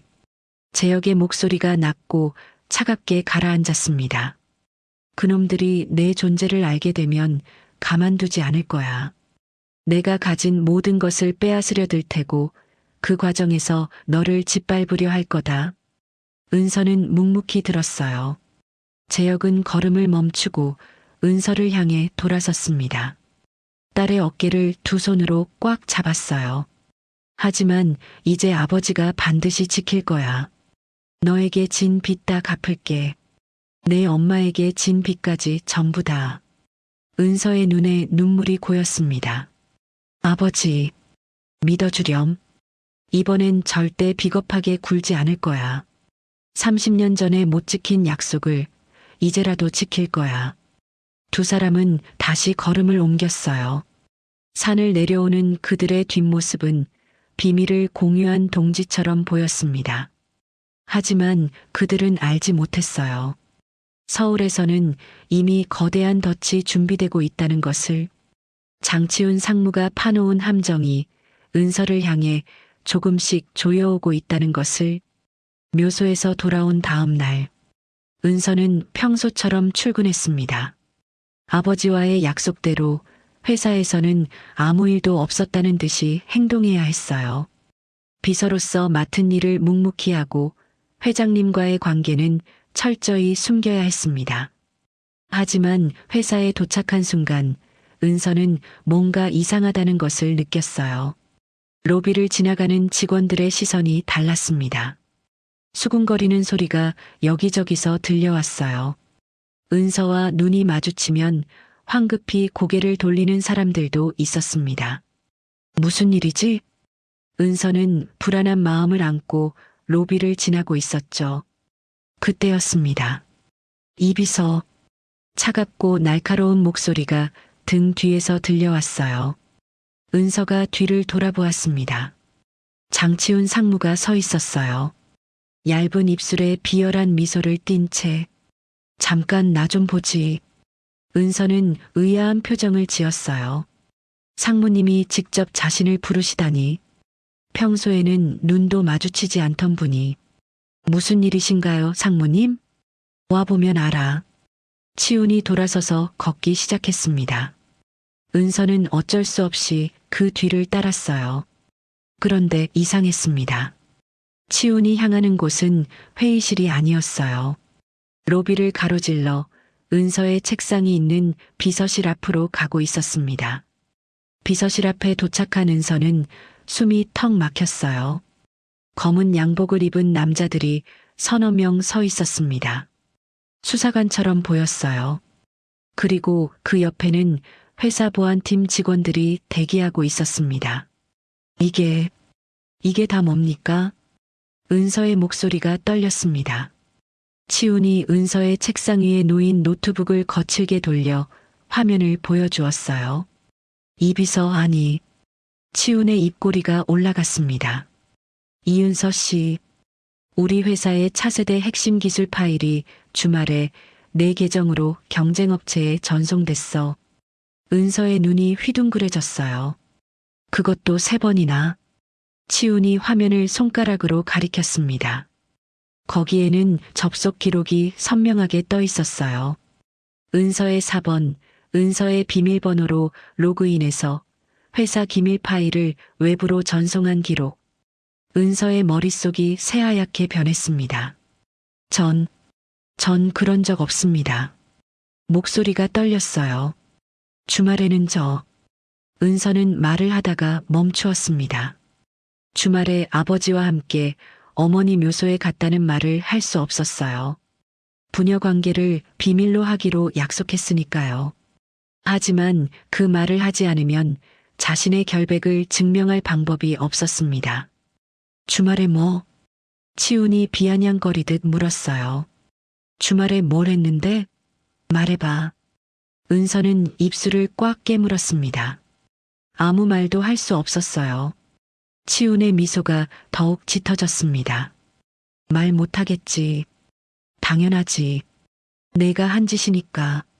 그때 소란을 듣고 사람들이 하나둘 모여들기 시작했어요. 이 사진들이었습니다. 치훈의 사주를 받은 자들이 대부분이었죠. 그들은 마치 약속이라도 한 듯 로비로 몰려들었습니다. 아니, 이게 무슨 일이야?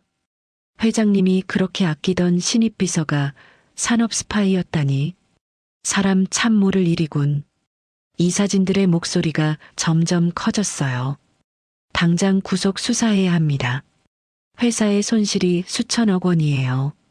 이건 배임죄 수준이야. 은서는 사방에서 쏟아지는 비난의 눈빛에 숨이 막혔어요. 다리가 후들거렸습니다. 치훈이 한 발짝 다가왔어요. 그의 눈빛이 뱀처럼 차갑게 빛났습니다. 이 비서 아니지. 스파이 양반.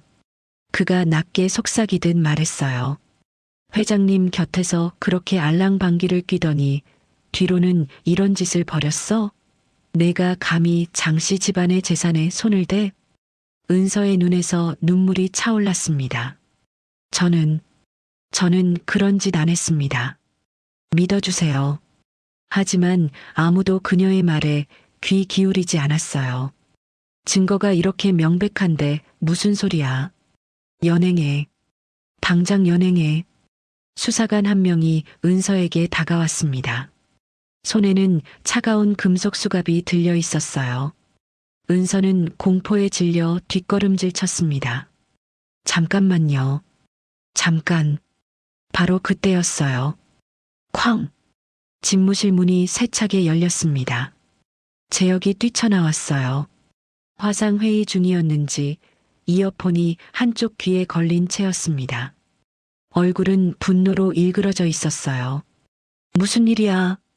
재혁의 호통 소리가 로비에 울려 퍼졌습니다. 이게 다 뭐야? 치훈이 앞으로 나섰어요.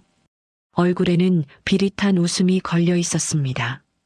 숙부님, 사람 잘못 보셨습니다. 그가 공손한 척하며 말했어요. 이 계집이 우리 회사 기밀을 다 팔아먹었어요. 여기 증거가 차고 넘칩니다. 재혁은 은서를 바라보았습니다. 은서의 얼굴은 눈물과 공포로 얼룩져 있었어요.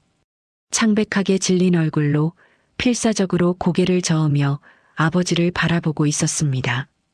재혁은 단번에 알아챘어요. 함정이다. 치훈이 녀석이 파놓은 함정이야. 하지만 상황은 이미 걷잡을 수 없이 흘러가고 있었습니다. 수사관이 은서의 손목을 잡았어요. 차가운 수갑을 채우려 하고 있었습니다. 잠깐. 재혁이 앞을 가로막았어요. 내 허락 없이는 그 누구도 이 아이에게 손댈 수 없어. 치훈이 고개를 들어 재혁을 마주 보았습니다. 두려움이라고는 찾아볼 수 없는 눈빛이었어요. 숙부님, 공과 사는 구별하셔야죠. 그가 단호하게 말했어요. 이 일은 이사회에서도 정식으로 고발한 건입니다. 회장님이라도 범죄자를 감싸시면 곤란합니다. 재혁의 눈빛이 서늘하게 식었어요. 범죄자라고? 이 아이가? 증거가 명백하잖습니까? 여기 로그 기록이 다 있어요. 치훈이 노트북 화면을 가리키며 말했습니다. 혹시 회장님께서 이 비서와 무슨 특별한 관계라도 있으신 겁니까? 아무리 그래도 회사 기밀을 팔아넘긴 스파이를 감싸실 순 없으시잖아요. 로비에 모인 직원들이 웅성거렸어요. 수군거리는 소리가 여기저기서 들려왔습니다. 재혁은 이를 악물었어요. 지금 진실을 말하면 은서를 구할 수 있었습니다. 이 아이가 자신의 딸이라고 주말에 함께 있었다고 말하면 알리바이가 성립될 수 있었어요. 하지만 그렇게 되면 치훈의 다음 공격이 시작될 것이었습니다. 준비 없이 진실을 밝히면 은서가 더 큰 위험에 빠질 수도 있었어요. 그러나 지금 이 순간 딸이 수갑을 차고 끌려가는 것을 지켜볼 수는 없었습니다. 수사관이 다시 은서의 손목을 잡았어요. 은서가 재혁을 바라보았습니다. 눈물로 얼룩진 얼굴로 입술이 파르르 떨리고 있었어요. 아버. 은서가 무의식 중에 그 단어를 내뱉으려다 급히 삼켰습니다. 하지만 재혁은 그 순간을 보았어요. 딸이 자신을 아버지라 부르려다 참는 모습을. 재혁의 마음이 무너져 내렸습니다. 내 딸을 이렇게 보낼 순 없다. 재혁은 주먹을 꽉 쥐었어요. 손등에 핏줄이 섰습니다. 30년 전에는 비겁하게 물러섰다. 사랑하는 여자를 지키지 못하고 무릎을 꿇었다. 하지만 이번에는 다르다. 이번에는 절대 물러서지 않는다. 재혁의 눈빛이 변했습니다. 냉철하고 차갑던 눈이 활화산처럼 뜨겁게 타오르기 시작했어요. 이 아이를 구하기 위해서는 이제 모든 것을 세상에 밝혀야 할 때가 왔다. 그 손 놓지 못해. 재혁의 고함이 로비 전체에 울려 퍼졌습니다. 수사관의 손이 은서의 손목에 닿으려는 바로 그 찰나였어요. 재혁이 번개처럼 달려들어 은서를 자신의 등 뒤로 끌어당겼습니다. 은서의 손이 차가웠어요. 공포에 질려 벌벌 떨고 있었습니다. 재혁은 그 손을 꽉 쥐며 딸을 등 뒤에 숨겼어요. 재혁의 눈빛이 달라져 있었습니다. 평생 냉철함을 잃은 적 없던 그 눈에 생전 처음 보는 살기가 서려 있었어요. 누구든 건드리면 죽여버리겠다는 듯한 눈빛이었습니다. 비서실이 조용해졌어요. 소문을 듣고 찾아온 직원들이 숨을 죽이고 그 광경을 지켜보고 있었습니다. 치훈이 한 발짝 앞으로 나섰어요. 눈을 가늘게 뜨며 비아냥거렸습니다. 숙부님. 그의 목소리에는 조롱이 섞여 있었어요. 전 직원이 보고 있습니다. 고작 비서 하나 때문에 회장님의 권위를 바닥에 내팽개치실 겁니까? 증거가 이렇게 명백한데 범죄자를 감싸시면 회장님 체면이 어떻게 되겠습니까? 재혁의 눈이 번뜩였어요. 체면? 낮고 위험한 목소리였습니다. 내 체면은 내 사람을 지킬 때 나오는 거다. 재혁은 치훈이 손에 들고 흔들어대던 서류를 가차없이 빼앗았어요. 그리고 바닥에 내동댕이 쳤습니다. 이 서류에 적힌 시간이 주말이라고 했나? 재혁이 치훈을 노려보며 말했어요. 장상무, 내가 큰 실수를 했구나. 치훈의 눈이 미세하게 흔들렸습니다. 그 시각에 이 아이는 나와 함께 있었다. 로비에 웅성거리는 소리가 퍼졌어요. 회장님과 함께? 주말에? 무슨 소리지? 직원들이 서로 눈치를 보며 수군거렸습니다. 이 사진들의 얼굴에도 의아한 표정이 떠올랐어요. 치훈이 재빨리 반격에 나섰습니다. 그게 무슨 말씀이십니까, 숙부님? 그가 비웃듯이 말했어요. 주말에 두 분이 어디서 뭘 하셨다는 겁니까? 증거라도 있으십니까? 이건 엄연한 산업 스파이 사건입니다. 개인적인 감정으로 막으실 수 있는 일이 아닙니다. 로비의 술렁임이 더욱 커졌어요. 회장님이 비서랑 주말에 같이 있었다고? 설마 무슨 부적절한 관계인 건가? 그래서 저렇게 감싸는 거야? 추잡한 오해의 시선들이 번지기 시작했습니다. 재혁은 그 시선들을 느꼈어요. 하지만 개의치 않았습니다. 그는 등 뒤에 숨어 있는 은서를 끌어당겨 자신의 옆에 세웠어요. 그리고 은서의 어깨를 단단히 감싸 안았습니다. 재혁은 전 직원을 향해 천천히 돌아섰어요. 그리고 입을 열었습니다. 묵직하고 단호하고 가슴을 뒤흔드는 목소리로 내 딸이다. 전체가 얼어붙었어요. 이 아이는 30년 전 내가 내 비겁함 때문에 지켜주지 못한 내 목숨보다 귀한 내 딸 이은서다. 침묵. 아무도 입을 열지 못했습니다. 비명 같은 경악이 사람들의 얼굴에 떠올랐어요. 그리고 이내 무거운 정적이 복도를 뒤덮었습니다. 치훈의 얼굴이 사색이 되었어요. 그는 믿을 수 없다는 듯 뒷걸음질 쳤습니다. 말도 안 돼. 그의 목소리가 떨렸어요. 딸이라니요? 숙부님은 자식이 없으시지 않습니까? 이건 조작입니다. 저 여자가 숙부님을 꼬드겨서 재혁의 손이 번개처럼 움직였어요. 치훈의 뺨이 세차게 꺾였습니다. 그의 몸이 휘청거리며 뒤로 밀려났어요. 로비의 탄성이 터져 나왔습니다. 재혁은 은서의 목에 걸린 금반지를 꺼내 치훈의 눈앞에 들이밀었어요.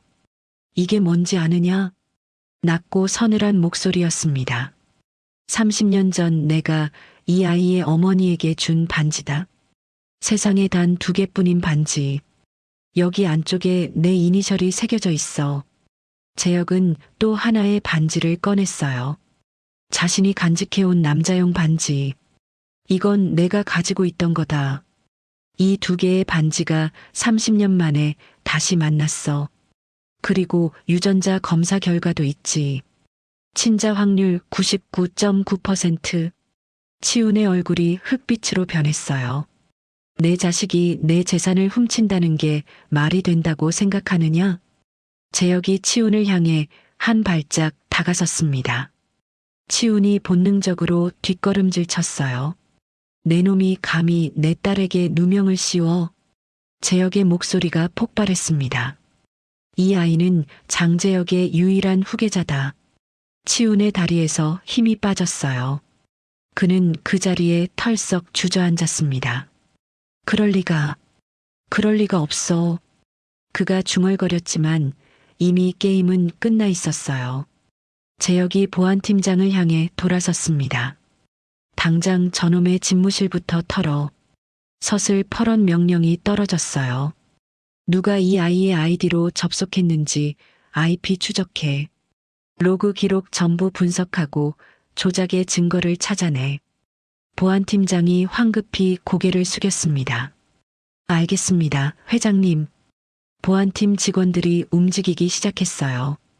치훈의 얼굴이 공포로 일그러졌습니다. 숙부님, 잠깐만요. 저는. 하지만 아무도 그의 말에 귀 기울이지 않았어요. 재혁이 수사관들을 향해 말했습니다. 이 아이는 내 딸이고 조작된 증거의 피해자입니다. 진짜 범인은 저기 바닥에 주저앉아 있는 자입니다. 수사 방향을 바꾸시오. 수사관들이 서로 눈치를 보다가 고개를 끄덕였어요. 알겠습니다. 그들이 치훈에게로 다가갔습니다. 장치훈 상무님, 몇 가지 확인할 게 있습니다. 함께 가시죠. 잠깐만. 나는 아무것도. 치훈이 발버둥 쳤지만 소용없었어요. 그는 수사관들에게 팔을 붙잡힌 채 끌려나갔습니다. 복도에 남은 것은 아수라장이었어요. 웅성거리는 소리, 놀란 얼굴들, 그리고 믿을 수 없다는 표정으로 서 있는 직원들. 재혁은 그 모든 것을 외면한 채 천천히 은서를 향해 돌아섰습니다. 은서는 여전히 그 자리에 서 있었어요. 눈물이 얼굴을 타고 흘러내리고 있었습니다. 입술이 파르르 떨리고 있었어요. 재혁은 딸에게 다가갔습니다. 그리고 두 팔을 벌려 은서를 품에 꼭 안았어요. 미안하다, 은서야. 재혁의 목소리가 떨렸습니다. 아빠가 너무 늦었지? 30년 동안 내 곁에 없었고 오늘도 이렇게 내가 상처받게 했구나. 은서의 어깨가 들썩거렸어요. 아빠가 미안하다. 정말 미안하다. 재혁은 딸의 머리를 쓰다듬으며 말했습니다. 이제 아무도 널 건드리지 못하게 할게. 아빠가 지켜줄게. 은서는 아버지의 품에 얼굴을 묻었어요. 참아왔던 오열이 터져나왔습니다. 아버지. 처음으로 사람들 앞에서 그렇게 부를 수 있었어요. 아버지. 아버지. 은서는 아버지의 심장 소리를 들으며 울었습니다. 30년 동안 그리워했던 소리였어요. 한 번도 들어본 적 없지만 어딘가에서 늘 듣고 싶었던 소리. 재혁도 눈물을 참지 못했어요. 눈에서 뜨거운 것이 흘러내렸습니다. 복도에 서 있던 직원들이 하나둘 고개를 숙이기 시작했어요. 누군가는 눈시울을 붉히고 누군가는 조용히 자리를 피했습니다. 아수라장 같던 비서실과 복도가 서서히 조용해졌어요. 그 한복판에서 30년 만에 만난 아버지와 딸이 서로를 안고 울고 있었습니다. 끊어졌던 인연이 다시 이어지는 순간이었어요. 숨겨왔던 진실이 마침내 세상에 드러난 순간이었습니다. 사건이 일단락된 지 일주일 뒤 본사 대강당에는 수백 명의 기자가 몰려들었습니다. 카메라 플래시가 쉴 새 없이 터져나왔고 웅성거리는 소리가 홀 전체를 가득 채웠어요. 대한민국 최고의 재벌 장제혁 회장이 긴급 기자회견을 연다는 소식에 모든 언론사가 달려온 것이었습니다. 일주일 전 회사 로비에서 벌어진 일은 이미 뉴스를 통해 세상에 퍼져 있었어요. 숨겨진 딸의 존재, 조카의 배신, 산업 스파이 누명 사건. 사람들은 그 뒷이야기가 궁금해서 안달이 나 있었습니다. 단상 위에 마이크가 놓여 있었어요. 그 앞에 재혁이 서 있었습니다. 일주일 전과는 다른 모습이었어요. 수척해졌지만 눈빛은 오히려 맑아져 있었습니다. 어깨에서 30년 동안 짊어졌던 무거운 짐을 내려놓은 사람의 얼굴이었어요. 재혁의 옆에는 은서가 서 있었습니다. 이제 비서의 정장이 아니라 단아한 원피스를 입은 모습이었어요. 긴장한 듯 아버지의 손을 꼭 잡고 있었습니다. 플래시 세례가 쏟아졌어요. 셔터 소리가 우박처럼 쏟아졌습니다. 재혁은 마이크 앞으로 다가갔어요. 그리고 천천히 입을 열었습니다. 오늘 저는 이 자리에서 한 남자의 처절한 참회록을 전하려 합니다. 장내가 조용해졌어요. 수백 명의 기자가 숨을 죽이며 재혁의 다음 말을 기다렸습니다. 30년 전 저는 야망에 눈이 멀었습니다.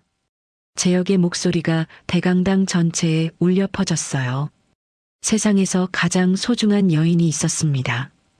이정은이라는 이름에 가난했지만 누구보다 맑고 따뜻한 사람이었습니다. 저는 그녀를 사랑했습니다. 영원히 함께하겠다고 약속했습니다. 재혁의 눈이 먼 곳을 응시했어요. 하지만 저는 그 약속을 지키지 못했습니다. 집안의 반대 앞에서 비겁하게 무릎을 꿇었습니다. 그녀가 제 아이를 가졌다는 것도 모른 채 회사를 지키겠다는 핑계로 도망쳤습니다. 기자들 사이에서 웅성거리는 소리가 났어요. 그녀는 혼자서 아이를 낳았습니다. 혼자서 27년을 버텼습니다. 병원비가 없어서 아플 때도 병원에 가지 못했고 끼니를 굶으면서도 아이의 학비를 댔습니다. 그리고 3년 전 이 세상을 떠났습니다. 재혁의 목소리가 살짝 떨렸어요. 저는 아무것도 몰랐습니다. 30년 동안 그녀가 어디서 어떻게 살았는지, 살아있는지조차 알지 못했습니다. 아니, 알려고 하지 않았습니다. 너무 부끄러웠으니까요. 너무 비겁했으니까요. 재혁은 옆에 서 있는 은서를 바라보았어요. 딸의 손을 꼭 잡았습니다. 그리고 저는 우연히 제 딸을 만났습니다. 이은서, 제가 30년 동안 존재조차 몰랐던 제 피를 나눈 딸입니다. 카메라 플래시가 미친 듯이 터져 나왔어요. 재혁은 은서의 손을 높이 들어 올렸습니다. 이 아이는 아무것도 모른 채 제 회사에 비서로 입사했습니다. 그리고 저는 뒤늦게 진실을 알게 되었습니다. 유전자 검사를 통해 이 아이가 틀림없는 제 딸이라는 것을 확인했습니다. 재혁의 눈빛이 단단해졌어요. 저는 오늘부로 회장직에서 완전히 물러납니다. 장내가 술렁였어요. 기자들이 놀라 서로를 쳐다보았습니다. 제 딸은 경영의 뜻이 없습니다. 저 또한 딸이 이 비정한 재계의 싸움터에 휘말리길 원치 않습니다. 앞으로 회사는 전문 경영인 체제로 운영될 것입니다. 재혁의 선언에 기자들 사이에서 웅성거림이 더욱 커졌어요. 그리고 한 가지 더 말씀드릴 것이 있습니다. 재혁의 눈빛이 서늘하게 식었어요. 최근 발생한 산업 스파이 사건에 대해 말씀드리겠습니다. 조사 결과 이 사건은 제 조카 장치훈 상무가 자신의 입지를 다지기 위해 치밀하게 조작한 것으로 밝혀졌습니다. 기자들의 카메라가 일제히 한 방향을 향했어요. 대강당 한쪽 구석에 장치훈이 앉아 있었습니다. 경찰들에게 둘러싸인 채 그의 얼굴은 흑빛으로 변해 있었어요. 장치훈 상무는 제 딸 은서의 아이디를 도용하여 기밀 유출을 조작했습니다. 무고한 사람에게 누명을 씌워 파멸시키려 했습니다. 그것도 제 눈앞에서. 재혁의 목소리가 차갑게 가라앉았어요. 본 회사는 장치훈 상무를 무고죄, 업무방해죄, 그리고 배임 및 횡령 혐의로 고소했습니다. 법이 허용하는 가장 무거운 처벌을 받게 할 것입니다. 치훈의 얼굴이 일그러졌어요. 그는 자리에서 일어나려 했지만 경찰들이 그를 붙잡았습니다. 저건 사실이 아닙니다. 숙부님, 숙부님. 치훈이 외쳤지만 아무도 귀 기울이지 않았어요. 그는 경찰들에게 끌려 대강당 밖으로 나갔습니다. 재혁은 그 모습을 잠시 바라보다가 다시 기자들을 향해 돌아섰어요. 마지막으로 한 가지만 더 말씀드리겠습니다. 그의 목소리가 부드러워졌어요. 저는 제 개인 재산 중 상당 부분을 출연하여 소망 보육원을 인수할 것입니다. 은서가 놀라 아버지를 바라보았어요. 소망 보육원은 제 딸 은서와 그녀의 어머니고 이정은 씨가 평생 사랑했던 곳입니다. 힘들게 살면서도 그 보육원을 잊지 않았습니다. 자신이 받지 못한 사랑을 아이들에게 주려고 애썼습니다. 재혁의 눈시울이 붉어졌어요. 저는 그곳을 단순한 시설이 아닌 아이들이 사랑받으며 자랄 수 있는 따뜻한 보금자리로 만들겠습니다. 이것은 세상을 떠난 아내에게 바치는 저의 뒤늦은 속죄입니다. 그리고 30년 동안 아버지 없이 힘겹게 자란 제 딸에게 바치는 사죄입니다. 은서의 눈에서 눈물이 흘러내렸어요. 아버지의 손을 더욱 꽉 잡았습니다. 재혁은 마이크에서 한 발짝 물러섰어요. 이상입니다. 질문은 받지 않겠습니다. 기자들이 웅성거리며 손을 들었지만 재혁은 돌아서서 단상을 내려왔어요. 은서의 손을 잡은 채 두 사람은 쏟아지는 플래시 세례를 뚫고 대강당을 빠져나갔습니다. 한 달 뒤 경기도 외곽의 한적한 시골길, 소망 보육원의 아침이 밝아왔어요. 보육원은 한 달 전과는 완전히 달라져 있었습니다. 낡고 빛바랬던 건물은 깔끔하게 새 단장을 했어요. 운동장에는 새로운 놀이기구들이 설치되었고 아이들의 웃음소리가 끊이지 않았습니다. 그리고 그 운동장 한쪽에서 한 남자가 빗자루를 들고 마당을 쓸고 있었어요. 재혁이었습니다. 하지만 한 달 전에 그 모습이 아니었어요. 수억 원대의 양복 대신 낡은 면바지와 편한 점퍼를 입고 있었습니다. 고급 구두 대신 흙이 묻어도 괜찮은 운동화를 신고 있었어요. 재혁은 빗자루를 움직이며 낙엽을 쓸었습니다. 허리를 숙여 아이들이 흘린 장난감을 주었어요. 할아버지, 어린 남자아이가 달려왔어요. 할아버지, 이것 좀 봐요. 제가 그린 거예요. 아이가 종이 한 장을 내밀었습니다. 크레파스로 그린 그림이었어요. 집과 나무, 그리고 3명의 사람이 손을 잡고 있는 그림. 재혁은 빗자루를 내려놓고 아이의 눈높이에 맞춰 쪼그려 앉았어요. 어디 보자. 와, 잘 그렸구나. 이게 누구야? 이건 우리 할아버지고요. 이건 은서 선생님이고요. 이건 저예요. 아이가 활짝 웃으며 말했어요. 재혁의 얼굴에 미소가 번졌습니다. 따뜻하고 인자한 미소였어요. 집무실에서 냉혈한으로 불리던 그 사람이 맞나 싶을 정도로 부드러운 표정이었습니다. 고맙다. 할아버지가 이거 보물처럼 간직할게. 재혁은 아이의 머리를 쓰다듬었어요. 할아버지, 저랑 같이 놀아요. 다른 아이가 달려왔습니다. 또 다른 아이도 달려왔어요. 금세 5-6명의 아이들이 재혁을 둘러쌌습니다. 나도요. 나도요. 할아버지, 그네 밀어주세요. 공놀이해요. 아이들의 제잘거리는 소리에 재혁은 웃음을 터뜨렸어요. 그래, 그래. 다 같이 놀자. 천천히, 차례차례. 재혁은 아이들의 손을 잡고 운동장으로 걸어갔습니다. 보육원 건물 앞에서 그 모습을 지켜보던 은서의 눈가에 눈물이 맺혔어요. 아버지가 웃고 있었습니다. 진심으로 행복하게. 30년 동안 감정을 숨기고 살았던 냉혈한이 이제야 마음껏 웃고 있었어요. 해가 뉘엿뉘엿 지기 시작했어요. 붉은 노을이 하늘을 물들이고 있었습니다. 재혁과 은서는 보육원 마당 한쪽에 있는 커다란 느티나무 아래에 나란히 앉았어요.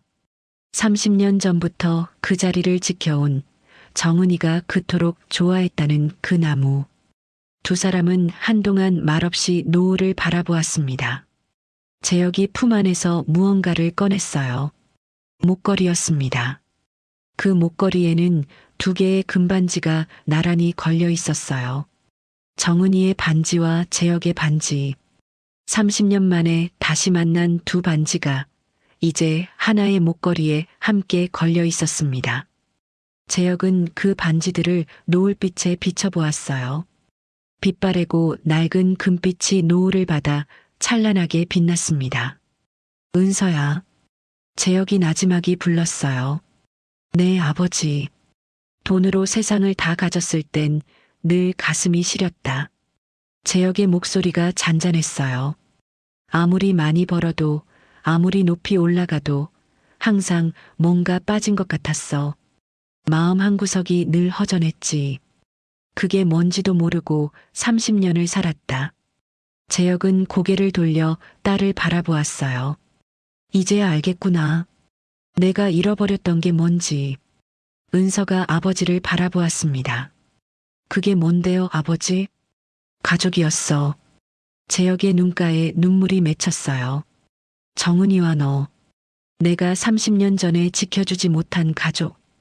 그걸 잃어버리고 살았던 거야. 재혁은 은서의 손을 잡았습니다. 미안하다, 은서야. 30년 동안 내 곁에 없어서, 내가 힘들 때 함께하지 못해서, 내 엄마가 떠날 때도 곁에 없어서, 은서의 눈에서도 눈물이 흘러내렸어요. 아버지. 응.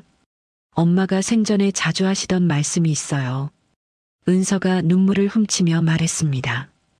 행복해지려면 어렵지 않다고. 그냥 옆에 사람이 있으면 된다고. 사랑하는 사람이 곁에 있으면 그게 행복이라고. 재혁의 입술이 떨렸어요. 엄마는 항상 그렇게 말씀하셨어요. 은서야, 언젠가 내가 사랑하는 사람을 만나면 꼭 붙잡아라. 절대 놓지 마라. 함께 있는 것만으로도 행복할 수 있는 사람을 만나면 그게 내 인생 최고의 행운이다. 재혁은 고개를 숙였어요. 눈물이 뺨을 타고 흘러내렸습니다. 내 엄마는 정말 끝까지 나를 원망하지 않았구나. 네. 은서이 고개를 끄덕였어요. 엄마는 아버지를 사랑하셨어요. 돌아가시는 날까지. 재혁은 하늘을 올려다보았습니다. 붉은 노을이 점점 짙어지고 있었어요. 정은아. 그가 하늘을 향해 나지막이 불렀어요. 잘 지내고 있니? 보고 있니? 내가 은서랑 여기 있어. 내가 그렇게 좋아하던 이 느티나무 아래에. 바람이 불었어요. 느티나무 잎들이 살랑살랑 흔들렸습니다. 마치 정은이가 대답이라도 하는 것처럼. 미안하다. 30년이나 걸려서. 하지만 이제라도 은서 곁에 있을게. 내가 지켜낸 아이를 이제부터는 내가 지킬게. 재혁은 눈물을 훔치며 미소 지었어요. 그러니까 거기서 편히 쉬어. 우리 딸은 내가 잘 돌볼 테니까. 은서가 아버지의 손을 꼭 잡았어요. 재혁도 딸의 손을 꽉 잡았습니다. 은서야. 네, 아버지. 아빠랑 남은 인생은 행복하게만 살자. 은서가 아버지의 어깨에 머리를 기댔어요. 네, 아버지. 그렇게 해요. 노을이 점점 짙어졌습니다. 하늘이 온통 붉은 빛으로 물들었어요. 느티나무 아래 아버지와 딸이 나란히 앉아 노을을 바라보고 있었습니다.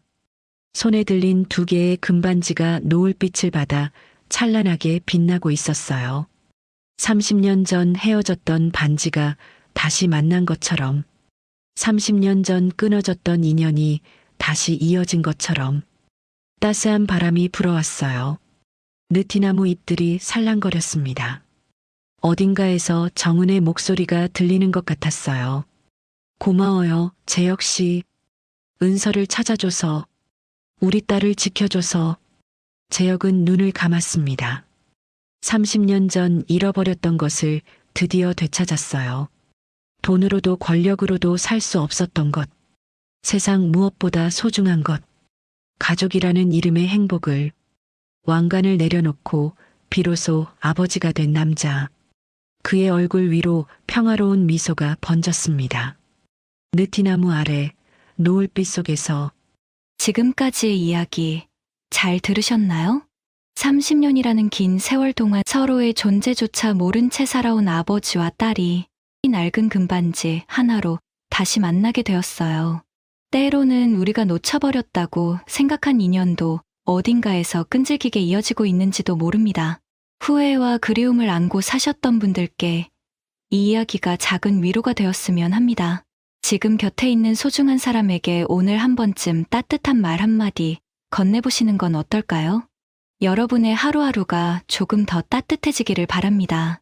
오늘의 이야기가 공감되셨다면 구독과 좋아요를 눌러주세요. 주인공들을 위한 응원의 댓글도 남겨주시면 감사하겠습니다. 더 좋은 영상으로 인사드리겠습니다. 인생나날이었습니다.